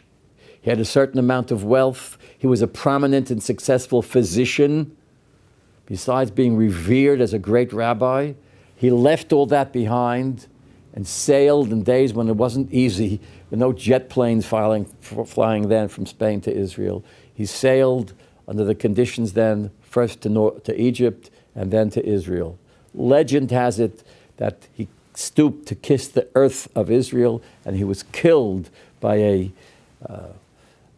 terrorist, by the sword, in his first moments on the land, on the ground of Israel. That's legend. Historically, it's hard to know just what his end was, but his end wasn't Eretz Yisrael. That was his poetry, that was his essence. There's much to be said about Rabbi Yehuda Halevi. I've recently been reading an excellent biography of him by Hillel Halkin called Yehuda Halevi. That's the name of the book.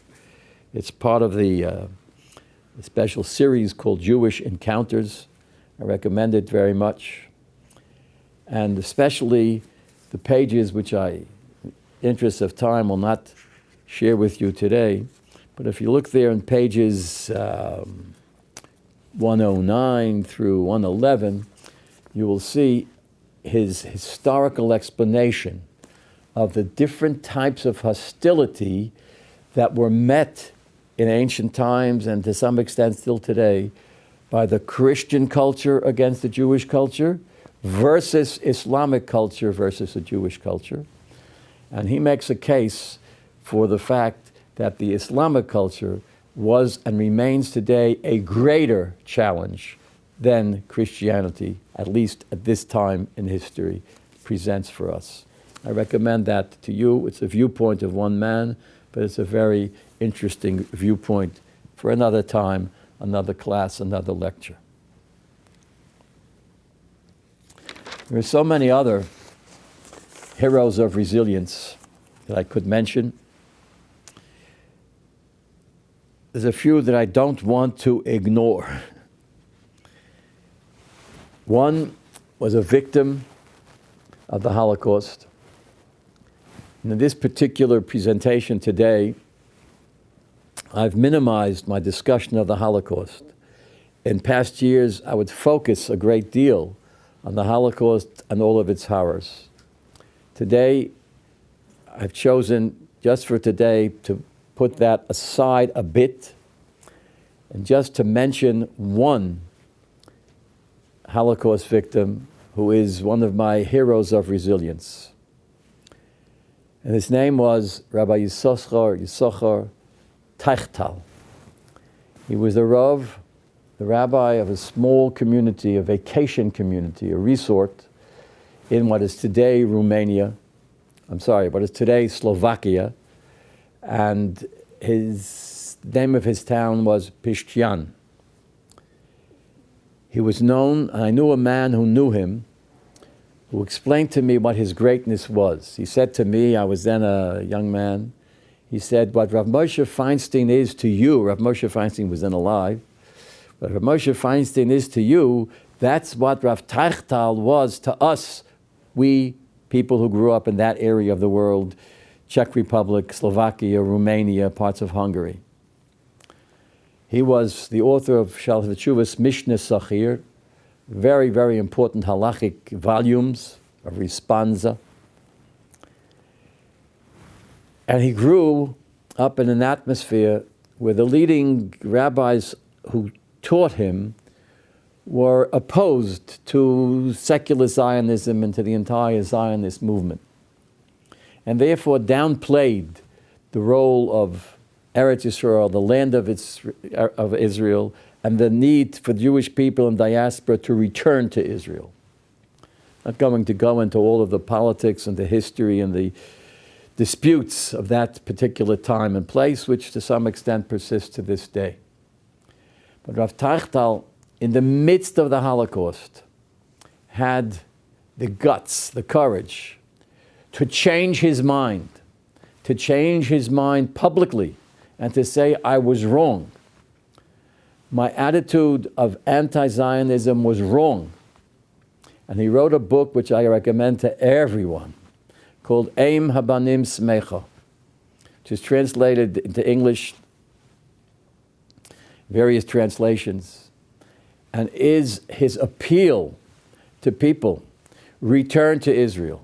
Had we returned to Israel a few years ago, we would have been spared from the murders of the Holocaust. Some of us, many of us, most of us, all of us might have been alive today. He wrote this 1942, 1943, the worst times of the Holocaust.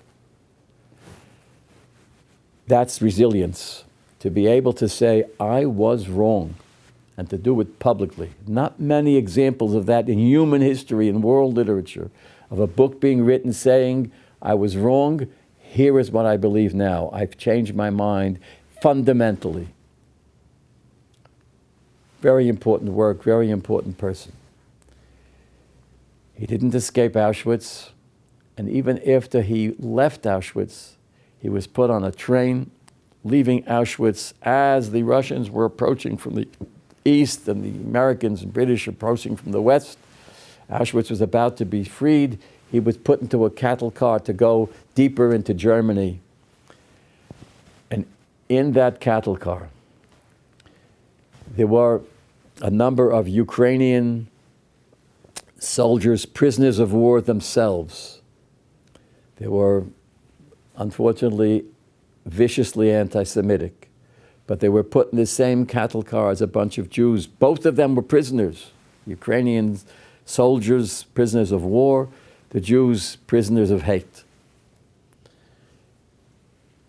And someone saw this cattle car coming by when it came to a stop of some sort along the way, and threw into the cattle car bread, some loaves of bread, because the person knew these were starving individuals in the cattle car, in the train, and they needed some food, so this person just generously, altruistically threw some bread in. Whoever would catch it would have some food. A Jewish person caught it and he was starving, he started just to swallow it down. One of the Ukrainian soldiers, ex-soldiers, prisoners of war, wanted the bread for himself and snatched the bread away from the Jew. Rav Tachtal saw that and couldn't tolerate that injustice. So he went over to the Ukrainian guard, not guard really, a fellow prisoner in a way, and said, don't do that. That's theft. That's stealing. You're stealing something from another person. He has it. It's his possession. Let him eat it. And the Ukrainian soldier's reaction was to bounce him to the floor, smash him against the wall, and that's how he perished. There are eyewitnesses who survived, who saw that scene and have documented it.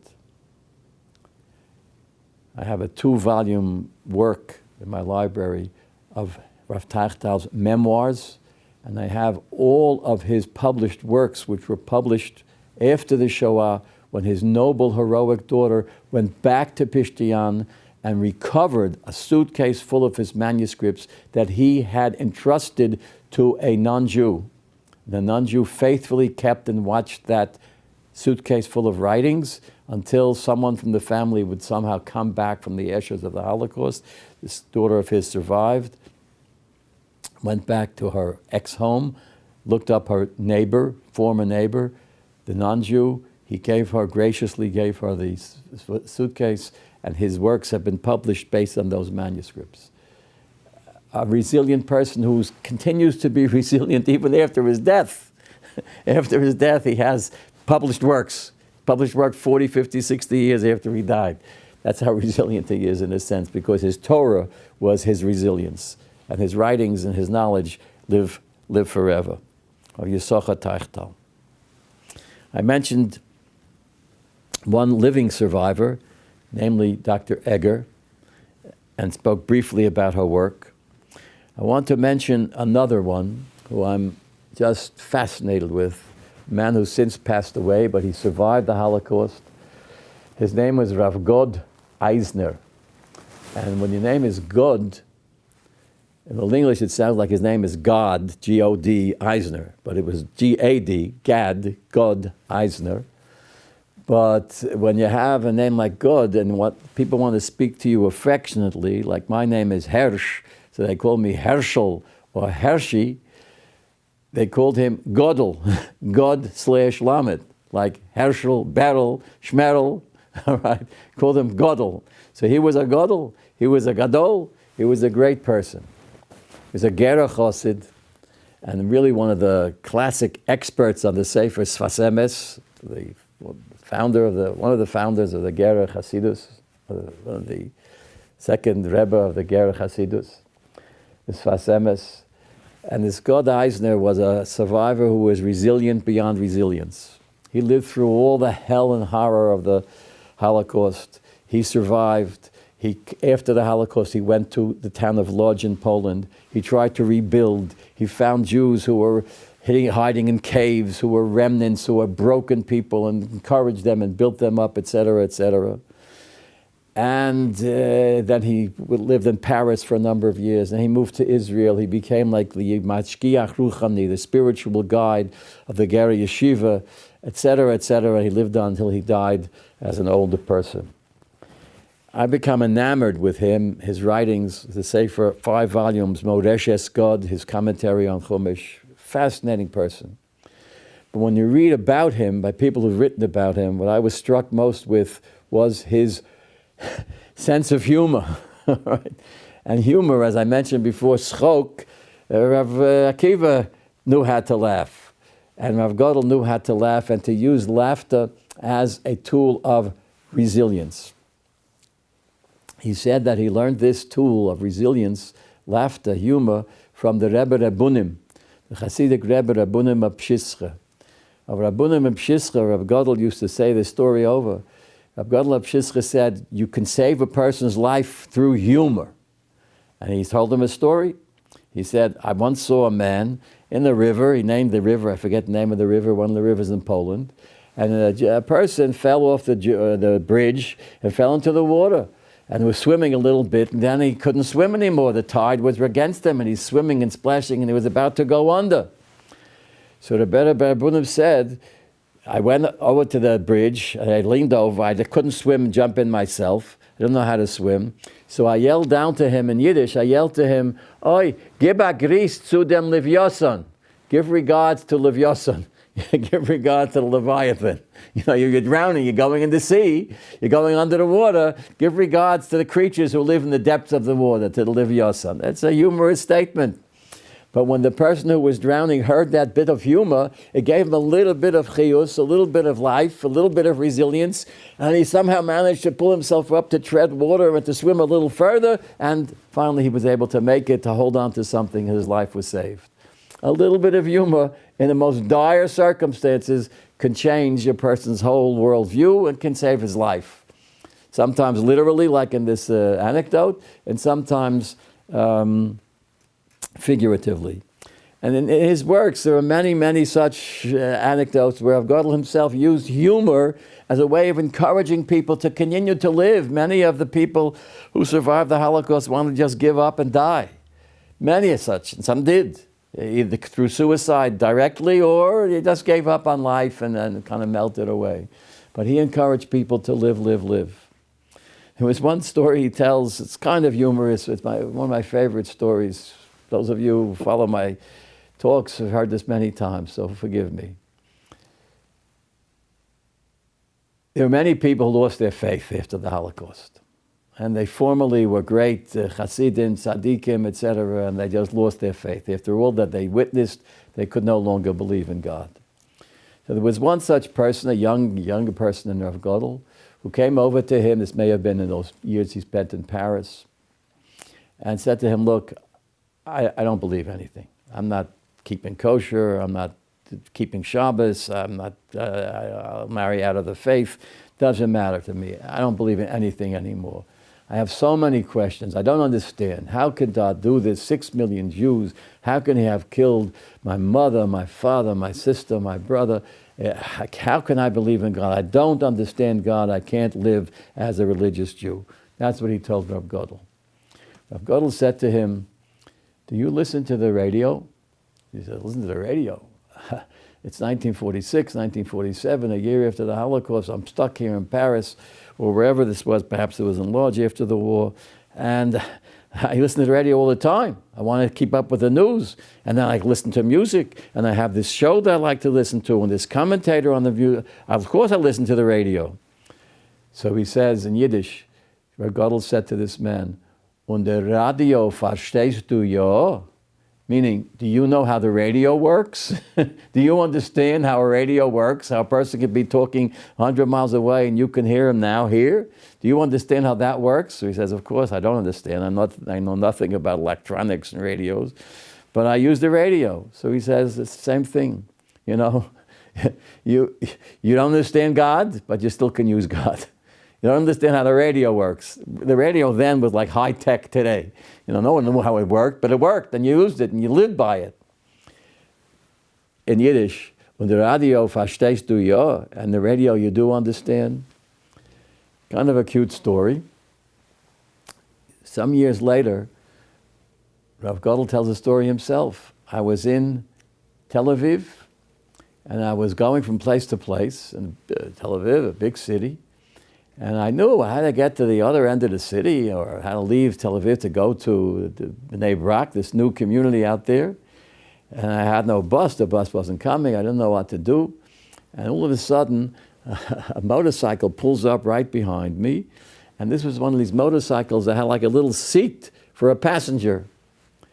So the man stops the motorcycle and looks at him and says, do you need a ride?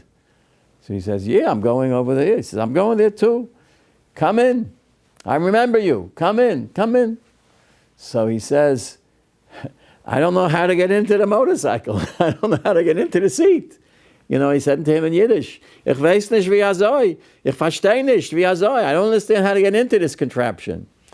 So the man looked at him and said, Rav Godel, und der Radio verstehst du ja? Do you understand how the radio works? This was the man that he had encouraged to remain within the Jewish faith, who was now on the motorcycle. He said, maybe you don't know how a motorcycle works, but come in, it'll save you. You don't know how the radio works, but you know, the radio is a helpful tool. You don't know how God works, but you need God. He'll save you. Just a fascinating story about one survivor of the Holocaust.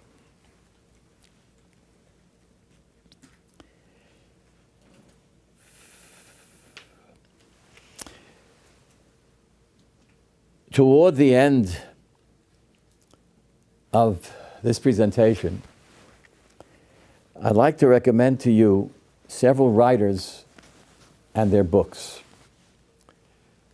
I must begin by mentioning the writings of Rabbi Maurice Lamb, who was a younger brother of Rabbi Dr. Norman Lamb, who lived a difficult life, a life of challenges, various illnesses he had, various tragedies in his life, which he writes about in his book. He wrote the book on Jewish death and mourning, The Jewish Way in Death and Mourning, the book about grief. He also wrote other books on consolation and on hope, and these books are listed in the bibliography at the end of the booklet, which you can access on the website. I also want to mention the two books of my dear friend, Mrs. Sherry Mandel, whose son, Kobe, was stoned to death by terrorists outside of their settlement, their town of Tekoa in Eretz Yisrael. He and his friend, he was a little boy, barely bar mitzvah, and he played hooky actually that day, and went exploring one of the caves in the area. And in that cave, a group of terrorists, if I'm not mistaken, to this day, they never found the murderers, stoned these two boys to death. Kobe was missing for several days until his body was found, and Sherry and her husband, Rabbi Seth Mandel, to this day, of course, suffered that loss. But this was some years ago, and Sherry and Seth have been very resilient in helping other people who have suffered similar types of loss and bereavement. And Sherry has written 2 books about resilience, which are also listed in the bibliography, which I recommend to you. And finally, there's a man whose name is Aharon Margalit, who wrote a book in Hebrew called Et Halech.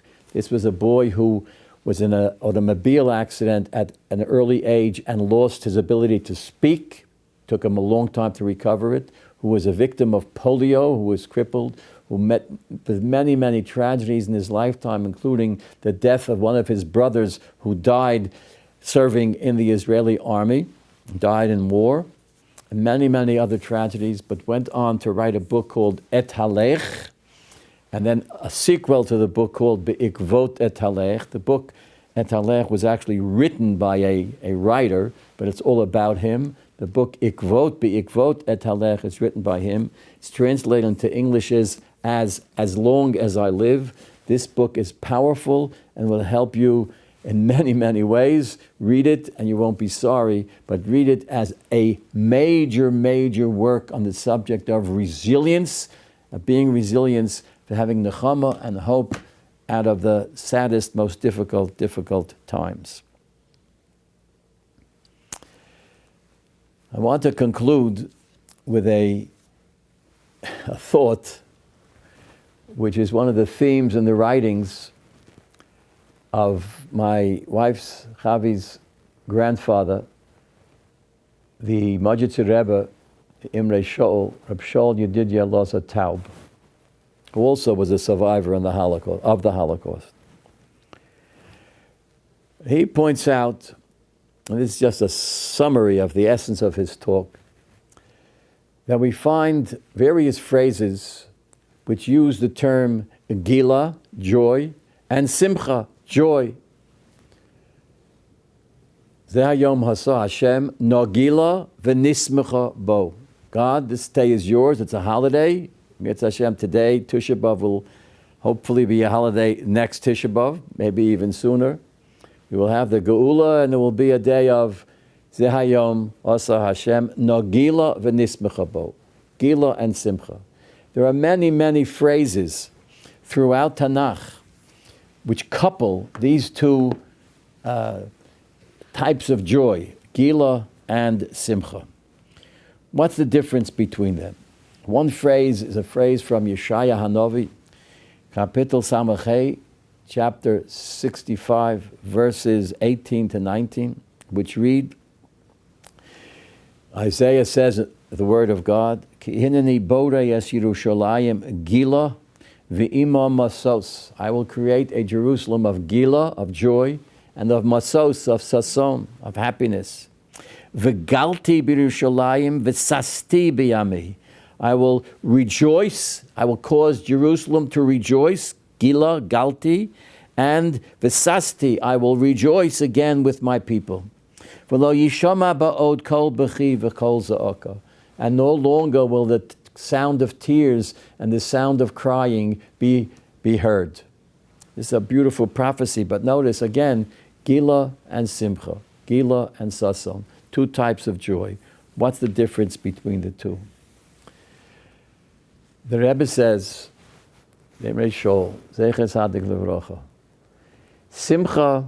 is an attitude of joy that one experiences when one has accomplished something. When you accomplish something, you feel simcha. Rav Shimshon Raphael Hersh has a similar point of view. He says the meaning of the phrase simcha shel mitzvah, very important phrase in halacha, simcha shel mitzvah. What's the simcha shel mitzvah? If there's a mitzvah that I know I have to do, all right, if Sukkot is coming, I know I have to have a lulav and an esrog, I have to have arba minim. And I know that, I put aside some money for it. And I learned the Shulchan Aruch, I know what type of lulav and what type of esrog qualifies as a kosher and I go to the store and shop and everything and look around and find a perfect, beautiful, kosher, hodor, lulav and esrog. And then I take that esrog home, and the first day of Sukkot, I make a bracha on the esrog. That's simcha shel mitzvah. I know what I had to do. I did it. I accomplished it. I was successful. Simcha. That's joy. And it's true in all areas of life. You know what you have to do. You do it right. Shkayach, that's simcha. That's joy. Personal accomplishment. Gila is something else. Gila is the joy that doesn't come because of your accomplishments. It comes from God. When you recognize that you have a blessing that's not because of your efforts, and not because of your talents and skills, and not because of your expertise, it's just a gift from heaven. That is the essence of Gila. Zeh hayom asa Hashem no Gila v'nismecha bo. The day that God makes is a day when I will celebrate my own accomplishments, but also celebrate God's gifts to me. And the Rebbe says this is so true when we talk about Eretz Yisrael. V'chein hu kol ma asher masigim mitzad ma'asa yodeinu be'inyan ha'geula. This is true of redemption. Redemption comes about because of our efforts and because of God's assistance, because of God's help. Geula has two components, simcha and gila. No gila v'nismecha. We have to work hard to bring the geula, and God helps deliver us into the geula, into redemption. This is what the Rebbe writes in his Sefer Yisro Brocha in Parshas Bamidbar. Geula yesh bo simcha. Geula has to have a component of human input. V'zehu semeichim bevinyan irecha. That's what we say in Shmona Esrei on Yom Tov. We will rejoice in the rebuilding of our city. Rejoice b'simcha, because we will have spent money, worked hard, built ourselves, put in effort and toil and sweat and blood and tears. And that way we build Yerushalayim, and that way we bring the Geula. That's simcha. V'zehu semeichim bevinyan irecha. Aval ma sheyavo mitzad Hashem. When God kicks in, when He brings the Yerushalayim Shalmala, the Yerushalayim that only He, God, has control over, He will do so when He sees the Yerushalayim Shalmata. When we put in our efforts besimcha, He will respond with Gila and bring the Geula from the Yerushalayim Shalmata. Mashe Yavo mitzad Hashem hu bechinas Gila. V'yogel libi, my heart will rejoice. Gila v'yogel libi, b'shua secha, with God, with your deliverance, with your Yeshua. Uve'emes kol ma sheyesh yicholes la'asos mitzidenu b'ma'aseh yadeinu ein lanu anu rashoim lipotem mimenu. We've got to do our part in bringing the Geula. We've got to bring our part. V'yolenu, we live in the world of action, in the Olam HaAsiyah. We got to act. V'yolenu mutal la'asos ma'aseh be'eretz Yisrael. We have to do deeds in the land of Israel. V'hashar ma'she'ein b'kochenu, what we can't accomplish because of our human limitations. V'ein b'tatzumos yodeinu, we just can't do it. It's over our heads, beyond our capacity. Nekaval Hashem v'al Yeshuaseinu asher no Gila. Then we can hope for Gila, for the Yeshua that will come from the Ribono Shel Olam. The custom I've established with these programs is to always end on a note of song, right? I have several songs possible to sing. There's one that revolves in my head again and again and again, and it's a song composed to the words of Yeshaya Hanavi, Ki ayin be'ayin yiru b'shuv Hashem Tzion, which means, in simple English, we will see eye to eye, ayin be'ayin yiru. We're going to see each other eye to eye, b'shuv Hashem Tzion, when God returns to Tzion. I'm told I tried to get a recording of this song so that I could sing it right and not rely upon my aging memory. But I couldn't put my hands on the music. So I'll just sing it the way I remember it. Ki ayin v'ayin yiru Vishuv Hashem Tzion, Ki ayin v'ayin yiru. Vishuv Hashem Tzion, Ki ayin v'ayin yiru. Vishuv Hashem Tzion, Ki ayin v'ayin yiru. Vishuv Hashem Tzion, Ki ayin v'ayin yiru. Vishuv Hashem Tzion, Ki ayin v'ayin yiru. Vishuv Hashem Tzion, Ki ayin v'ayin yiru. Vishuv Hashem Tzion, Ki ayin v'ayin yiru. Vishuv Hashem Tzion. Eye to eye. All mankind will see each other ayin ba'ayin, eye to eye. Dan l'kaf schus. It's my distinct pleasure to introduce to you today the newly named Executive Vice President of the Orthodox Union, a friend of mine from his youth and my middle age, an outstanding rabbi, a fellow Baltimorean. Neither of us hail from Baltimore, I from Brooklyn, he from Montreal, but we spent much of our lives as rabbis in Baltimore overlapping.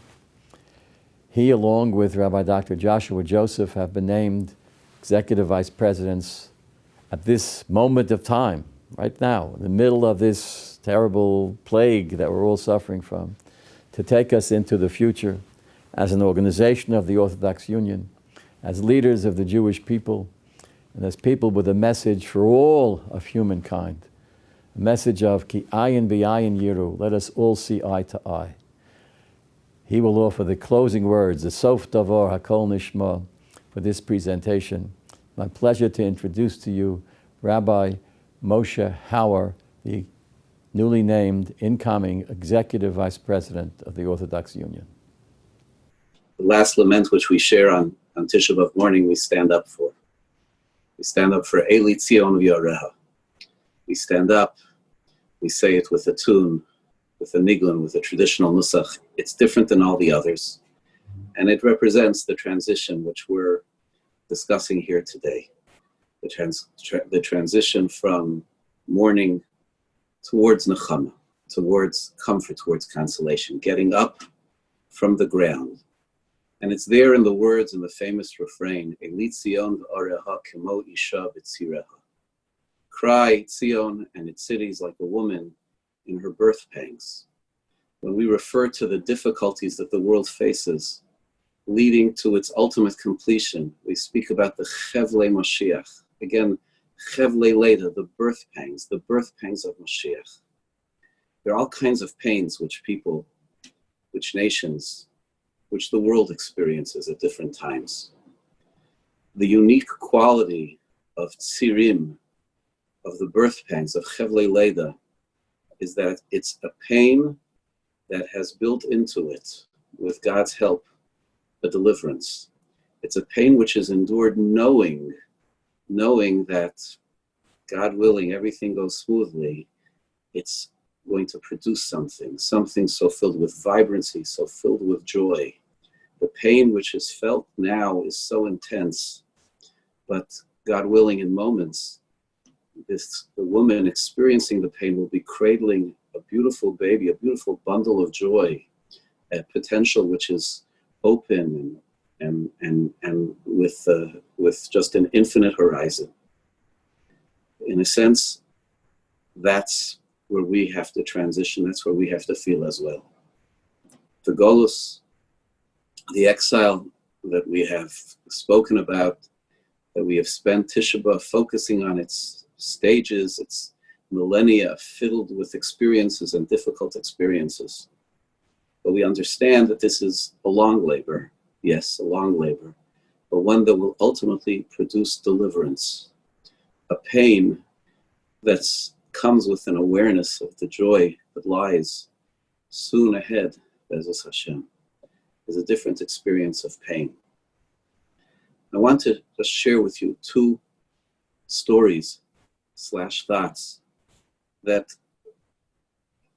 I feel provide me, at least personally, with a wonderful degree of comfort, of consolation. One of them is a story from our own community, from my community, but from way before my time.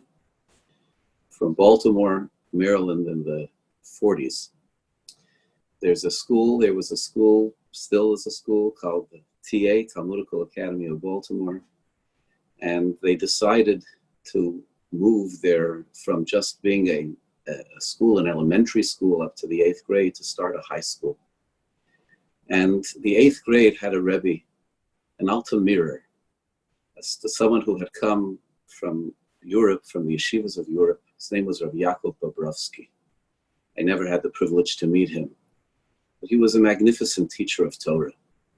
And he taught the 8th grade, a group of some 10, 12 students, regular American kids. And they decided to create a high school, so the 8th grade would go into the 9th grade.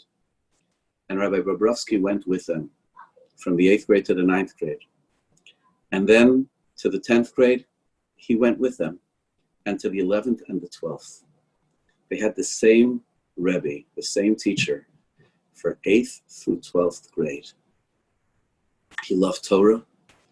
He loved his students. They loved their Rebbe, and through him they came to love the Torah. A remarkable group of young men, some very well known, all who remained faithful to Torah, some as lay people, outstanding Talmidei Chachamim, some as Gedolim and Rosh Yeshiva. One who just passed away a few weeks ago, Mr. Harry Rashbaum, was in that class, the most wonderful Balabayas. Another, Rabbi Nachman Klein, who we had the privilege to have as a neighbor, who ran a business but was a Talmud Chacham involved in the study of Torah, so much so that when he went to Eretz Yisrael and met Rav Beryl, the son of the Brisker Rav, and he told him he was a mechanic, he was shocked. He said, wow, even the mechanics in Baltimore know every Torah of the Brisker Rav. He was unique. And Rav Aaron Feldman, the Rosh Yeshiva of Ner Yisrael, they were all in that class. And I once heard, it was actually, I think, at the 70th anniversary of their graduation, Rabbi Feldman said something incredible. He said, you know, we were there, a bunch of regular American kids, sitting in a classroom in Baltimore in the 40s. We really had no idea what was going on across the ocean on the other side of the world. The carnage, the destruction. But we were sitting there in this class, learning, imbibing Torah and the love of Torah from this teacher, from Rabbi Yaakov Bobrovsky. On one side of the ocean, Hashem was fulfilling every verse that is written in the harshest tochacha, in the harshest words of warning of the Torah. Even kol choli v'chol maka, even every plague that isn't written in the Torah was visited upon them there. And on this side of the ocean, Hashem was fulfilling another verse. Ki lo sishochach mipi zaro, that the Torah will not be forgotten from the descendants of the Jewish people. Even as there is a wound, there is a dressing and a caring for the wound. Even as there is loss, there's always a planning and a planting of the seeds for a beautiful future for the Jewish people. It's very comforting, very important perspective to see the broad world, how comfort and a future is always there, planted, even at what appear to be the bleakest of times. And second, a beautiful idea that I heard once, read once, from Rabbi Yehuda Amital, Zichrono Livracha, himself a Holocaust survivor and founding Rosh Yeshiva of Har Etzion, who noted a famous Talmudic Haggadah, a famous Talmudic story that closes Maseches Makos, where Rabbi Akiva and his peers gazed out from Har HaTzofim, from Mount Scopus, seeing the destruction, seeing the wasteland that had developed in the place of the Migdash of the temple, a place where people were careful to walk. Hazor HaKorev Yumas, you couldn't go there into the Holy of Holies other than the Kohen Gadol once a year. And now they saw Shuolim Hilchubo. They saw foxes, wild animals just roaming around the site. And everyone knows the story how everyone cried, but Rabbi Akiva laughed. And they were surprised at Rabbi Akiva's laughter. But Rabbi Akiva, who, in line with this discussion, always saw the silver lining, always saw the difficulty as a seed for the future. He said, now that I saw the Nevuah, the prophecy of Uriah, where it says, Lachein bilgalchem Tzion sadate charesh. On your account, Tzion Zion will be plowed up like a field. And I've seen that because now look, wild animals roaming around. With